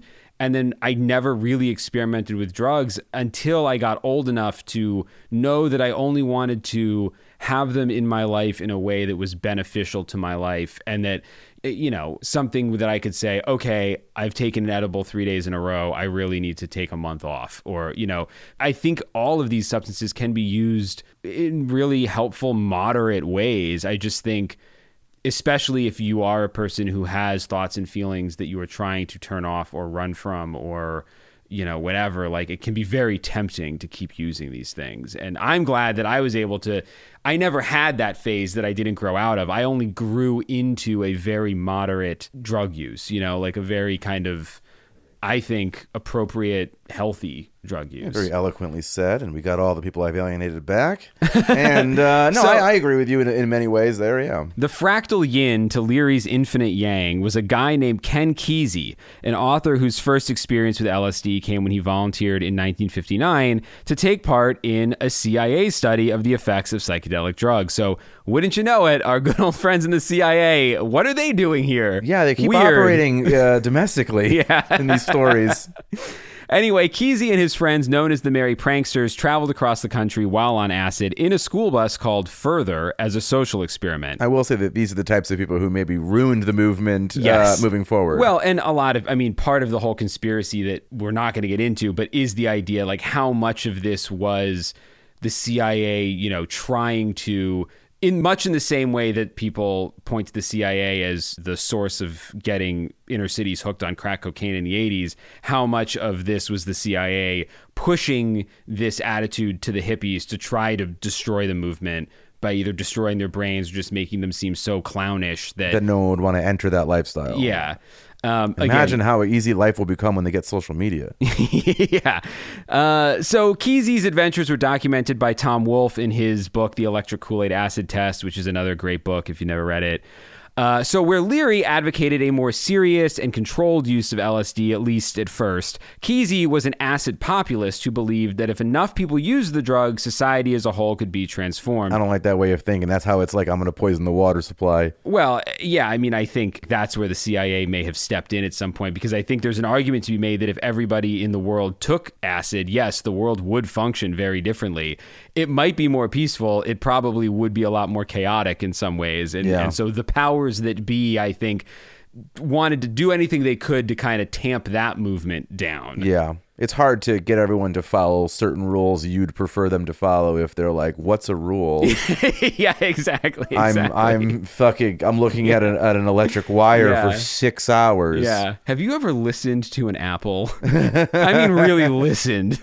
Now I get why they're called crab apples. They won't stop complaining. So in 1965, Ken Kesey began holding psychedelic parties advertised with signs that read, "Can you pass the acid test?" Kesey believed that the acid tests expanded consciousness and started a revolution that spread across the United States. So with all of that history and science and knowledge and bullshit out of the way, we're approaching the part of the episode that you probably tuned in for. People's bad, no good, terrible trip reports from the internet. As I said earlier, the good news is that there are thousands of these out there, so we're never in danger of running out. It's also very hard to choose which ones to share. The best ones tend to be very long. And I decided to go with just one story because it is such a pure distillation of what I think of when I hear the word bad trips. And again, we will return to this series to take on mushrooms, mescaline, datura, angel dust, even more specific and bizarre compounds, all individually, all with their own insane stories. So this story is from a site called Ergot that has been around forever. I'm 99% sure I used to read stories on this website in like 9th grade. They don't just collect bad trip stories. They're one of the largest and oldest repositories of information about drugs on the internet. From their mission statement, quote, Ergot is a member-supported organization providing access to reliable, non-judgmental information about psychoactive plants, chemicals, and related issues. We work with academic, medical, and experiential experts to develop and publish new resources, as well as to improve and increase access to already existing resources. We also strive to ensure that these resources are maintained and preserved as a historical record for the future. And so, to do our part to maintain and preserve a historical record for the future, we are going to read the story called Heroic Dose-Induced Nightmare. Why is it heroic? I guess we'll learn. A heroic dose. Like a massive dose. Yeah, heroic okay. dose-induced nightmare. I thought it was like, man, I'm never going to be able to lift this burning car off this family unless I take so much drugs. Like pop a can, like Popeye. Spinach, yeah. This is written by a user named Lucifer, or Lucifer, Lucyfer. Okay, yeah, Lucifer. In nice, 2018. Tight. And this person takes pains to note that while they were an experienced psychonaut, or someone who had used a lot of psychoactive drugs, they did not have an LSD tolerance at the time of this story. So here we go, Lucifer's nightmare journey through an LSD trip. It was a typical Saturday afternoon. A week prior, I had made plans with 3 of my friends to trip on some very potent liquid LSD we had picked up recently. Okay. I was given a serious warning from my dealer not to consume more than 3 drops. I do love that. Like, the dealer is the most insane profession because it's like, even if you're giving a warning, you're still like, but if you do 5, I'll still take your money. Yeah, like, you don't really care. Well, yeah, he's not going to sit with you to make sure. Yeah, it's such a shitty greasy, and I've lived with dealers, and it's not. I think a little less of them. He sincerely claimed that the vial needed to have a warning label on it. His source had driven several hours to another city just to obtain the acid because it was such a wicked batch. So the use of wicked makes me think you may have lived with Lucifer in Boston. No, because wicked is not how they use it in Boston. Wicked is like another word for very. So if this was a wicked strong batch, that would be Boston. Fair, true. Wicked could be fucking British. Like they say wicked for like things are wicked. Mm-hmm. They say that in like the Commonwealth. Anyway, this acid was supposedly barely diluted, according to the... It hasn't been stepped on, as they say in the parlance of the Coke community. Being my usual skeptical self, I decided I was going to ignore his advice and go balls deep to see what beautiful places my mind could take me. First, giant red flag. My friends were very inexperienced with LSD for the most part. One friend, who will be called Jam, had tripped a total of 7 or so times. Another, D, a single time, actually 2 days before this trip. And the other, the third, Ka, was dropping for his first time for his birthday. It'd be cooler if he used real fucking names. I know. Jam D. Ka. Yeah. What is this, fucking neuromancer? Yeah. What the hell? I think he wishes it were. Well, he's got that name that's all fucking like... I'm on the web. Even though this guy wrote this in 2018, cowboy. I'm imagining him writing it in like a full black trench coat and like the skinny sunglasses. Yeah, on like a computer screen that just has green type on it. The day seemed all too perfect for anything to mess up, despite the fact that during this time in my life, I had had a myriad of personal issues and insecurities that could possibly lead to bad experiences. You want some more insecurities, pal? You don't have to add up. You can just say myriad insecurities. I'm honestly starting to get slightly uneasy even thinking about the experience I'm about to describe. Around 3:30 p.m., my friend KY, who was sober... Is this a person we mentioned earlier? No, this is a new person named after a jelly? And now this is KY, yeah. Oh my God. KY picked me up from my house. He was with D and Ka, who we've previously met, who were minutes away from consuming their acid. We drove to my other friend's house where my personal stash of acid was sitting in the freezer. Always the freezer. We don't discuss that in the episode. My guy had it in the freezer too. Well, it probably helps it last longer. I guess or something. so. It's like it must bread. break down. Yeah. Like the original fucking LSD rye bread. Yeah. The LSD was dropped onto sugar cubes. Our plan was to drive to our friend Jack's house and enjoy the ride in a safe setting while the people that opted not to trip smoked marijuana. Sugar again introduces. The other guy had like a mayonnaise jar of sugar and acid. Well, it melts it into your tongue. Maybe it helps you absorb it better. Maybe that's what the sheets are made of, maybe? Probably, yeah. I walked into his house and saw a couple of my friends there. We briefly conversed and smoked a bowl of top-quality CBD-rich sativa marijuana. Okay, buddy, just pick a drug today. For a few minutes as a way to ease me into my trip. Haha, yeah, right. I believe this is what made the come up so overwhelmingly fast. I pulled a whopping 5 sugar cubes out of the freezer and shoved them in my mouth, then licked a bunch of sugar crumbles off the foil, which came from the edges of the 11 sugar cubes I had in my stash. My friends were a bit shocked I was willing to go that far, but they sort of already were used to my tendency to consume large quantities of psychedelic drugs. I talked to them for another 10 minutes or so, then I went back to the car. I just want to note, we don't know how many drops of acid they put on each sugar cube, I don't think, but it does say that 3 drops, no more than 3 drops. So even if you just put 1 drop per cube. Now you have 11 cubes. Yeah. So he took a lot of drops. On my way to the car, I noticed I was starting to feel increasingly disoriented. It wasn't that euphoric, confusing sort of disorientation. It was more of a, I'm losing my fucking mind sort of thing. I felt slightly anxious, but I assumed the negative feelings would pass as soon as the acid took full effect. A couple minutes after I got into the car, D ate 2 sugar cubes, appropriate, and Ka ate 1, again, appropriate. I suspect this was easily around 1,000 micrograms, and we know Albert Hofmann felt like he was dying on 250. So yeah, but he can ride a bike. Yeah. It's not like he lost his motor function. I have consumed 100 plus UG blotter that did not compare at all to this liquid. UG must be another measurement of grams, but I don't know how. I'm starting to feel more and more like this is in Europe. Who else has sugar cubes, period? On a separate occasion, taking 2 of these was enough for a level 4 experience. Level 4? In parentheses, hallucinations, ESP, out-of-body experience. Oh my God, yeah, he sounds like Ray Stantz from fucking Ghostbusters over here. The experience was about to get very, very ugly. To give a little perspective on the unfathomable effect of 1,000 microgram doses, here's a quote from the Nobel Prize-winning chemist Kary Mullis that ingested 1,000 micrograms for his first dose. This is the quote. When you take 1,000 micrograms of LSD, you don't know you've taken anything. It just feels like that's the way it is. You might suddenly find yourself sitting on a building in Egypt 3,000 years ago watching boats on the Nile.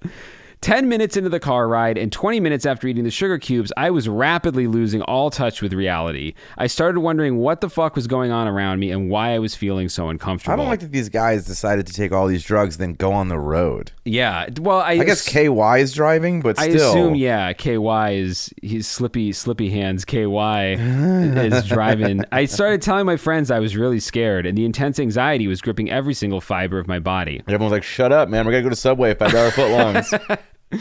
I thought I was going to die and that this trip was going to last until the end of eternity. By the minute, I was starting to panic more. This was only the beginning of an unimaginable nightmare that would show me the, quote, evil side of LSD and completely change my opinion about the drug in general. 25 minutes after taking the sugar cubes, we arrived at Jack's house. By that time, I was stumbling all over the place and already having severe visual distortions. All movements were followed by strobing trails composed of detailed patterns, kaleidoscopes, and rainbows. These visuals that I would have usually considered beautiful were now viewed as a reminder that I was in the middle of a trip that I so desperately wanted to end. When I got inside his house, I saw a few more of my friends sitting on the couch. My body temperature had elevated to the point I thought I was burning alive. Oh, no. I was completely out of my body and almost felt like I was on a high dose of ketamine. I felt embarrassed because I obviously looked like I couldn't handle my shit. Maybe this was just an extreme amplification of my general self-esteem issues. Yeah, I mean, you know me, because like I'm the kind of guy that as soon as I walk into a room, if I like have mustard on my shirt, I'm the first guy to be like, oh, mustard, right? So like no one can bring it up. Yeah. If I would walk into any room and be like, 11 cubes, guys. I'm not a pussy. It's 11 cubes. 1,000 micrograms. It's 11. We're talking 1,000. We're talking $1,000. Their faces, whoever he would have been speaking to at this point, were assuming demonic forms. Oh, no. I fled to Jack's room, and I was already starting to experience ego loss. I was going in and out of consciousness, and this is the point where I lost track of time, so there's no point of trying to estimate anything. Jack followed me to his room and did his best to comfort me and talk me out of my bad trip. It was a completely ineffective attempt. Because his face was a mountain on fire. Rah, rah, rah. Yeah. A couple minutes later, I started crying hysterically. Everything was getting darker. I fell into the most depressive state of my life, combined with the most acute sense of panic I've ever experienced. The floor was covered in spiraling kaleidoscopes that were rapidly shifting colors. I heard thousands of voices call me names like pussy and bitch. Wow, that's a lot of... That's it. Yeah, he's gone into the id at this point, dude. The room reeked of sewage and feces. This was the most negative emotion a human being could ever fathom. I so desperately wanted to kill myself, but I was immobilized and unable to move. I realized that the voices were of all the people I resented in my life the most. Cartoon blood was all over the ceiling and the walls. My vision seemed to stretch off into infinity. I was hallucinating so much I couldn't fucking believe it. I could see many different events of my life playing out as if it was waking reality. Try and imagine being inside of a Saw movie firsthand, but 1,000 times more horrifying and traumatic. There was a moment in which my mind would shoot out of my body 2 feet in front of me and then return into my body, and this looped over and over again for what felt like forever at an impossible speed. Getting hit with Tex Avery eyes when you see like a wolf sees a pretty lady and it like flies out and it comes back into his skull. Time was non-existent and a second felt like forever. Not hours, not days, but an infinite amount of time. I kept hearing this bizarre futuristic noise that sounded like a computer glitching. The whole room was flashing as if something was flicking the on switch for a lamp up and down repeatedly. Ugh. My jaw was rapidly vibrating like I'd taken 300 milligrams of MDMA. I had full-blown synesthesia. Everything was one. Everything was infinitely interconnected. I would look at the walls and become the walls. I would look at the floor and then become the floor, looking back at my body in a dissociative fashion. I was unable to differentiate any part of the outside world from my own physical body. The concept of I was now a mere construct of my mind, and I was nothing more than a complex bundle of atoms and molecules. The floor started to wither away and die. It was as if it had human emotions and was feeling every bit of suffering I was going through at the time. Poor floor. Everything started to turn blood red. I was going straight to the depths of hell. Matrix numbers were literally exploding out of the ground and shooting up and down the walls. I felt like I was on DMT, only it was 1,000 times more intense.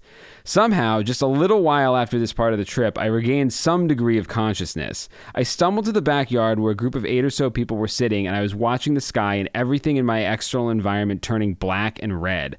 I could barely see anything. My vision was almost completely shot. I forgot that I even had a body at this point, and I had absolutely no control over my muscular movements. I was in this survival mode where my mind was on autopilot, and I had no idea that I was on drugs. I lost balance and fell backwards onto the ground, where I continued to see more vortexes of Matrix-style numbers and letters spurt out from every direction. Do you think that he would have had these same visuals if the Matrix hadn't come out? That's a great question. Kind of hard to know. It's hard to know. During my friend's attempt to help restore me to sanity, they asked if I knew what time it was. I responded with 8 a.m. when it was late in the afternoon. There was quite enough of a response to prove I was completely and utterly going nuts, and there was no real way to help me. Once night fell, I was full-on peaking in Jack's room. I began to literally have no idea who I was, where I was, or what drug I was on. That's what I was saying. It goes too long. Or what drugs were in the first place. No, you can't explain that guy to what drugs are. He is drugs now, dude. He is drugs. These guys become drugs. I knew that I was going to die and nothing could be done to stop it. At some point in the beginning of the peak, I realized I could not recognize the room I was in. Suddenly, I started seeing several cop cars pull into the room and put their sirens on. God, do you think they were tiny like Matchbox cars? Or like full-size cop cars? They're like full-size cars. Yellow caution tape magically appeared around them as well. This was one of my worst nightmares coming to life before my very eyes. There was a line of already arrested criminals in handcuffs next to the cop cars, and they were all complaining that I had snitched on them for some unspecified reason. I knew I was in absolute hell. Before I could see what was going to happen next, everything started fading to white. I could see nothing but burning white light, like I was looking directly at the sun from 100 feet away. What I saw was the ultimate truth, the answer to every question, the reason reality is the way it is. I existed within the past, present, and future simultaneously. I couldn't see my own hand in front of my face. I dissolved into infinity. I was existing in an infinite number of dimensions, living an infinite number of lives simultaneously for an infinite amount of time. This sounds like Polish sci-fi. Though my memory of which is like hard. It's a hard sci-fi. Though my memory of this is hazy, I believe I relived every event of my entire life during the peak. I could fit our entire universe into a period at the end of the sentence. Time was a point of nothingness. I keep waiting for the Cenobites to show up. Yeah, I know. This is outrageous. He's in a, who's the guy who made like a Cthulhu? H.P. Lovecraft. He's in like an H.P. Lovecraft fucking fever dream. I was everything, yet I was nothing. I was in pure ecstasy. I felt the unconditional love of the universe penetrating every pore of my body. Well, thank God that came. Love came. If only this could have lasted forever. Oh, no. Bwomp, bwomp. I suppose this was a taste of the beautiful part of ego death, but my stay in this ineffable place, I think he's using ineffable correctly there, was cut short when I suddenly catapulted into hyperspace, where I experienced every ounce of pain any human being could ever experience at one time. The love rapidly shifted to evil in its purest definition. Now do we get Cenobites? I saw many miserable people I had seen throughout my life. Miserable people. Including That's a great the homeless term. And starving. Oh, he just meant like the royal miserable. Yeah. I thought it was like people he personally had problems with. Not the people calling him pussy and bitch. No, which might have actually just been the people at that party. It's just his friends. That wasn't actually hallucination at all. You just realized your business needed to hire someone yesterday. How can you find amazing candidates fast? Easy. Just use Indeed. Stop struggling to get your job post seen on other job sites. With Indeed sponsored jobs, your post jumps to the top of the page for your relevant candidates, so you can reach the people you want faster. According to Indeed data, sponsored jobs posted directly on Indeed have 45% more applications than non-sponsored jobs. Don't wait any longer. Speed up your hiring right now with Indeed. And listeners of this show will get a $75 sponsored job credit to get your jobs more visibility at Indeed.com/kidsandfamily. Just go to Indeed.com/kidsandfamily right now and support our show by saying you heard about Indeed on this podcast. Terms and conditions apply. Hiring? Indeed is all you need. Hey guys, Ed here. I hit this disclaimer bell that I just invented because Mr. Disclaimer wasn't available and Chris, as you know, was not available when I was editing this.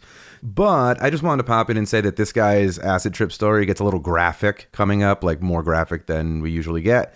So just be aware of that. You can skip ahead a few minutes or look in the chapters for, I'll probably put something that says this is the end of the Grisly part. But yeah, just letting people know, it gets a little graphic and insane. So just be aware of that. Oh, but it's not long. It's a very short amount of time. All right, so I guess I'll hit this bell again. I don't really have a good transition out of this. My brain's sensory filter was gone. Every last bit of information that could physically be processed at once was flowing through my head at light speed. I was dropped out of hyperspace directly into a hallucinatory prison facility. Oh my God. I saw hundreds of pit bulls, white supremacists, and naked black men running around. Okay. It was a state of sheer pandemonium. I have never been so unbelievably horrified in my entire life. I was now sure that this is where I would die. I was taken to the showers, where I was bitten repeatedly by pit bulls and raped by the white supremacists and black men simultaneously. I was sobbing hysterically, screaming for it to stop. It was physical and emotional torture beyond your wildest dreams. I felt every single sensation, including their penises in my anus and the razor-sharp teeth of the vicious dogs. Who knows how long this actually went on for, but eventually this torture ended and I was back in Jack's room. I saw all of my friends' faces covered in knife wounds and deep bleeding cuts. Puddles of blood were all over the room. My joints were still in severe pain from the physical torture I'd just experienced. I looked at the clock and it read 9 p.m. Minutes after I came back to Earth, I realized the purpose for human existence was to love. Love is our higher purpose. I now understood that the ego I developed my entire life was an illusion all along. I'm not sure where the white supremacists and dog rape fits into that. That all seems like a personal problem that he's brought into this with him. But I'm happy it was there to bring him to this place he's at. Our egos push us away from our ability to feel compassion towards others. As your ego fades away, you slowly dissolve into pure, unadulterated love. The illusion of separation created by our egos has been the root cause of suffering all across our planet, and sadly, this is the reason. See, I feel like he's editorializing now. I feel like this isn't so much the experience as it is. He's like, I need a reason for all this shit to have happened. Yeah. You know? Religions like Christianity hide behind the idea there's an afterlife because they're afraid of death. There is nothing to fear because when you die, there is no you to fear anything. The only thing that separates us from other forms of life is our ability to think. Our ego is composed of our thoughts. When we stop relying on our ego, we cannot experience negative emotions. When we stop thinking, our ego ceases to exist, and then we can live a life of pure love, peace, and prosperity. The more we rely on our ego, the more we push ourselves away from the moment, which is all. Nothing outside the moment we are in right now will ever exist. Didn't he just say that fucking human beings, the thing that separates us is our ability to think? But then he's like, when you stop thinking, you feel love? Yeah. What an idiot. He wraps this up by saying, this is by far the most profound experience of my entire life. I quickly forgot all of these things within 15 minutes of the peak ending. Now, you didn't forget it enough to write it all down on here. Reddit or whatever, yeah. Oh, I didn't fully understand the lessons I learned until months had passed after the trip. The next day was easily the worst day of my life, excluding the trip. I felt so self-conscious about myself that suicide was all I could think about. I was thoroughly convinced that I had ruined my life permanently. During ego death, I became aware of the severity of my many mental disorders. I realized that throughout my entire life, I had been looked down upon as the special kid. I had not been aware of this until that moment. I felt like the most inferior form of life on the face of the earth. After I got home, I burst into tears. I even thought my family felt sorry for me and had pitied me my whole life because they thought I was a moron. Oh, well, now I feel bad about calling him an idiot. I had a psychotic break for weeks afterward. This was easily the most traumatic thing I've ever gone through my entire life, and it has left a lasting mark on me that I carry to this day. It's been over 6 months now, and I think about this trip every day of my life. It's nothing any human being ever deserves to go through, and I would never wish it on my worst enemy. I mean, that drug dealer did tell you no more than 3 drops, bro. I think the biggest problem here is just this guy really, he's not a good listener. No, he jumped. He was like, hey, I hear you with 3, but how about I fucking raise you with 3,000? Yeah. And I know I just said I felt bad about calling him an idiot, but I do fear that I'm maybe going to call him an idiot some more times this episode. He ends this by saying, I'm going to say one thing, do not take a high dose of acid unless you have a proper set and a setting, or it can turn into the worst nightmare of your entire life. 300 micrograms is more than enough to have a spiritual experience. 1,000 plus micrograms did not provide a near-death experience. It provided a beyond-death experience. LSD is a seriously powerful drug and has the ability to fuck a person like nothing they could ever conceive of, except white supremacists. Yeah, I was about to say. In fact, after this experience, I firmly believe it is the most powerful drug known to the human race. Yeah, that you can get your hands on.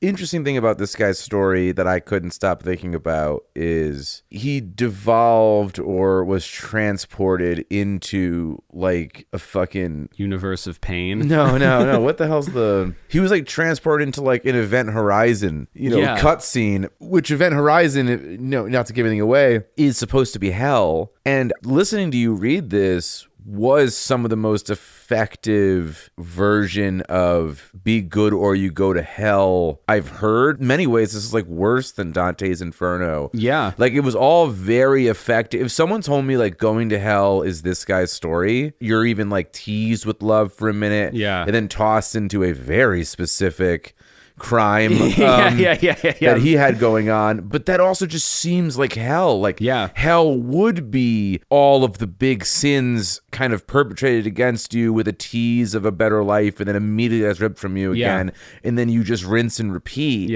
And so I think this, we talk about near-death experiences. We haven't like done a full episode on it. But I feel like this guy, I thought it was very apt for him to say, like, this was not a near-death experience. This was an after-death experience. Beyond-death experience. Yeah, beyond-death experience. And it's like, I don't know how to tell you guys this, but if they haven't updated the rules on what going to hell is, like, if you say goddamn means you're going to hell, you're all about to go to some weird white supremacist prison. Because, like, I don't know. I found it an effective story in not the way he was trying to express it, but I was like, wow, this would be excellent imagery if he had replaced like I had an LSD trip with like I died and went to hell. Yeah. I am curious, there's so many of these stories online, and I do wonder how much of this is elaborated for effect at certain points, because it's on Reddit? No, this is on Arrowhead. Oh, And I assume they probably screen their stories to some extent, but it is like, yes, it is an extremely disturbing vision of hell. It is also kind of like if you ask an edgy 17-year-old what hell would be, that might be kind of what they come up with. Yeah, but they would also be right. That's what I'm getting at. Sure, yeah. Like, it was just the right amount of hopping around unpleasantness that you add the rinse and repeat aspect of that. I'm like, yeah, that's an effective hell. Like, this sucks. If you're saying that this is eternity, then that's not great. That's even worse than, like, fire and brimstone version of hell. Yeah, it's pretty bad. Because it has emotional hell, which is like everyone calls me a pussy. Yeah. It has all of my internal fears and issues have become like highlighted. It has the physical aspect of hell of like sexual abuse and physical abuse. And it hits it all, but also, if I ran hell... You'd be striving. Well, this is Lucifer. It's not Lucifer.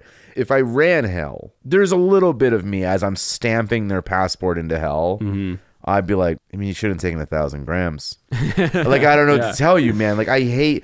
It's also like, what do you mean I'm going to get fucked by these dogs? I know that the dogs didn't fuck him, but it's funnier to say that he did get fucked by dogs.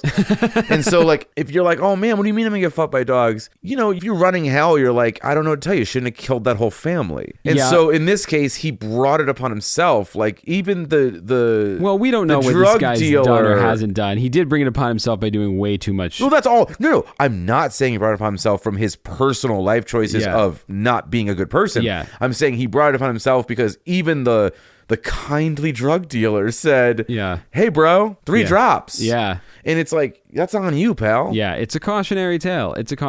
But, you know, these sorts of stories are the kinds of things that even, you know, if I had an experience 100th as negative as this, I would. Oh, drugs are dumb. I would hate it. So, you know, I also do find it interesting.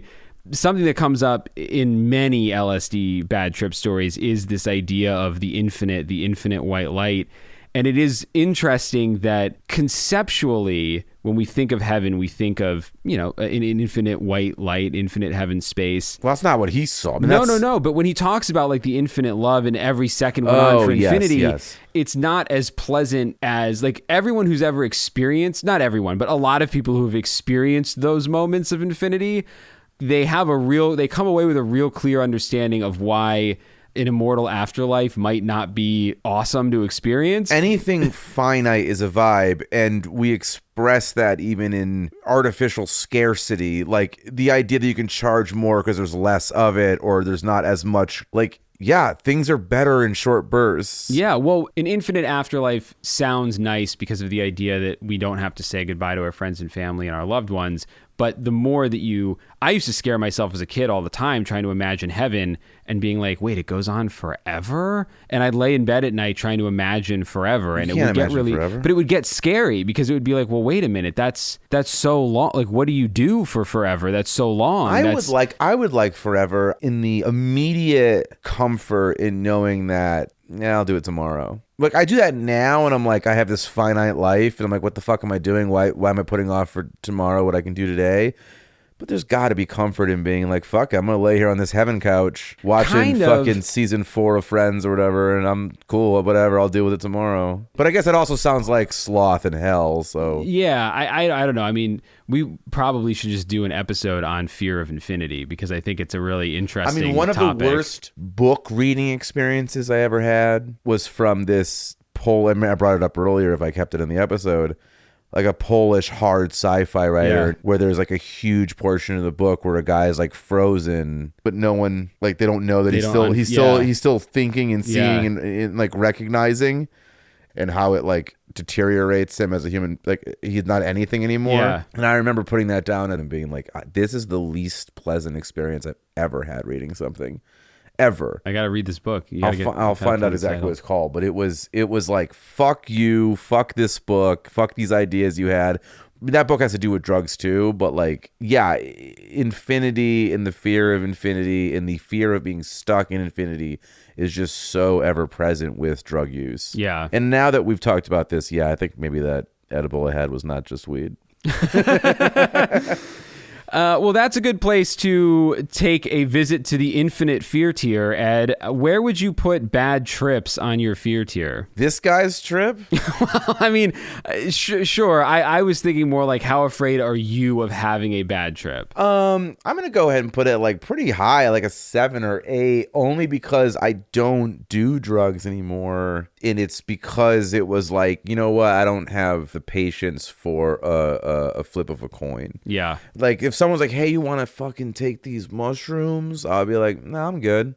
Because I've had great times on mushrooms and I've had shit time on mushrooms. And if it's a shit time, it's not a good use of my time. Yeah, your very finite time. Yeah, of our established very finite time. So, Yeah, I'm going to put the fear of a bad trip has absolutely dictated decisions I make. What do you mean? Like, because the fear of a bad trip dictates my decision in saying no to that person. I see. That I don't want to take their acid or their DMT or their fucking mushrooms. Yeah.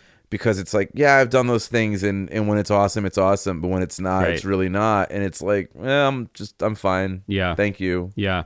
I'd put it probably a solid 7 too. And probably every time we do a bad trip episode, it'll just hover around a 7 because there's plenty of drugs that I will never try. But conceptually, the idea of an inescapable bad trip, I find very scary. And it's much more likely to happen to me than, getting eaten alive or facing a killer clown or something. So it's pretty high up there. Like I said, I would always approach anything that's a mind-altering substance with caution. I would not do 11 sugar cubes and God knows how many drops. That guy is what we call in the business an idiot. Yeah. But yeah. We should really quickly, I know you just said 7, but since we're calling this guy an idiot anyway, unless I misheard you, I feel like this fool, this dummy, did start his bad trip story with like, hey, and just so you guys know, at the time of doing this, I didn't have a high tolerance for LSD, which is to imply that he's after the world's worst trip was like, let's do it again. Well, at lower dosages, but still. I guess you could interpret that from the way that he said they were experienced psychonaut. They did not have an LSD tolerance at the time, which does suggest that they have one now, which suggests that they have done it again, hopefully in smaller doses. I will say the people who most sound like what he said, has a couple names I won't say now. I'm pretty sure they've all passed from my childhood, but anyone who's like at the time, but I'll keep this going, they're no longer with us from my childhood, which is upsetting to think about, but they were fun people in high school. But anyone who was like, I'll continue down this road to not even just LSD, but anything to be like, I'll build this tolerance. Yeah. Because LSD, I imagine there's an element of like that, Ka or Zop or Zip, or the fucking people's names are. Ka, Jack, and D. Yeah, one of them had just done it 3 days earlier for the first time. Yeah. And so, anything that's new and fun and exciting, you're going to make the think tank. I get that. But it's like, I don't know what LSD's or mushrooms addiction aspect is. Like, you do fucking fentanyl or opioids or whatever, heroin, it's like, well, you've made that bed. Like, they're so addictive. Where LSD, I think you're just like seeking out cool trips. Like, that's on you a little bit. Yeah. Like, I don't think it's like going through LSD withdrawals. I mean, I don't know. I don't know. It's okay to say you don't know. I don't know either. I don't know. But I know that they're certainly not considered a physically addictive drug the way that like alcohol is, where like if you're an alcoholic and you try to go cold turkey, you can die. Yeah. But like your body doesn't become reliant on it. Emotionally, you may be. I mean, there's a lot of people who say they're not addicted to weed, and it's like, buddy, you're addicted to weed. You may not die if you quit, but good luck going more than 12 hours without smoking. Yeah. So I don't know how quickly LSD can become a habit, but clearly some people. Not even just because I brought this up earlier with mushrooms, but I bet you there is a benefit to microdosing. Something like mushrooms or LSD, and like I mean microdosing. I don't mean 1 sugar cube. I mean like true microdosing. I can see like, let's just get through the day, because anyone who's like, I don't know, it's drugs. I'm like, yeah, but you're on anti-fucking depressants. You're on fucking whatever other commercial there's something for. Yeah. I imagine a microdose is no crazier than that. But anyway, so you were saying you're a 7 or 8. We're both around a 7 or 8 on the fear tier because it dictates the decision we make. Not necessarily like if I took a drink of punch and then some asshole was like, I put LSD in there. I don't think that I would then panic to the point that I burst into flames. I might. Oh, you might. I Yeah. might. Okay. Well, I'm just saying it's not a 7 or 8 because it's like around that corner might be LSD and it's going to ruin my life. Right. I'm just putting a 7 or 8 because I'm like, I'm going to make a decision to not do LSD tonight. Agreed. Well, that does it for this episode of Scared All the Time. I hope you guys enjoyed our trip through bad trips. We'll be back again very soon with another episode. But if it was our families listening, it was nice knowing you. Yeah. Merry Christmas, I guess. What we don't want in our stocking is fucking hallucinogens is what we're getting at. Until next time, I'm Chris Cullari. And I'm Ed Voccola. And this has been Scared All the Time. We'll see you next time. Scared All the Time is co-produced by Chris Cullari and Ed Voccola. Written by Chris Cullari. Edited by Ed Voccola. Additional support and keeper of sanity is Tess Feifel. Our theme song is the track Scared by Perpetual Stew. And Mr. Disclaimer is... And just a reminder, you can now support the podcast on Patreon and get all kinds of cool shit in return. Depending on the tier you choose, we'll be offering everything from ad-free episodes, producer credits, exclusive access, and exclusive merch. So go sign up for our Patreon at scaredallthetimepodcast.com. Don't worry, all scaredy cats welcome. No part of this show can be reproduced anywhere without permission. Copyright Astonishing Legends Productions. Good night. We are in this together. Together. You just realized your business needed to hire someone yesterday. How can you find amazing candidates fast? Easy. Just use Indeed. Stop struggling to get your job post seen on other job sites.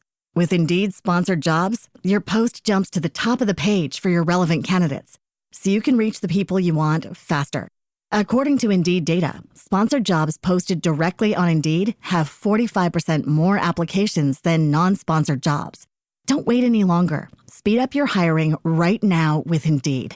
And listeners of this show will get a $75 sponsored job credit to get your jobs more visibility at Indeed.com/kidsandfamily. Just go to Indeed.com/kidsandfamily right now and support our show by saying you heard about Indeed on this podcast. Terms and conditions apply. Hiring? Indeed is all you need. You just realized your business needed to hire someone yesterday. How can you find amazing candidates fast? Easy. Just use Indeed.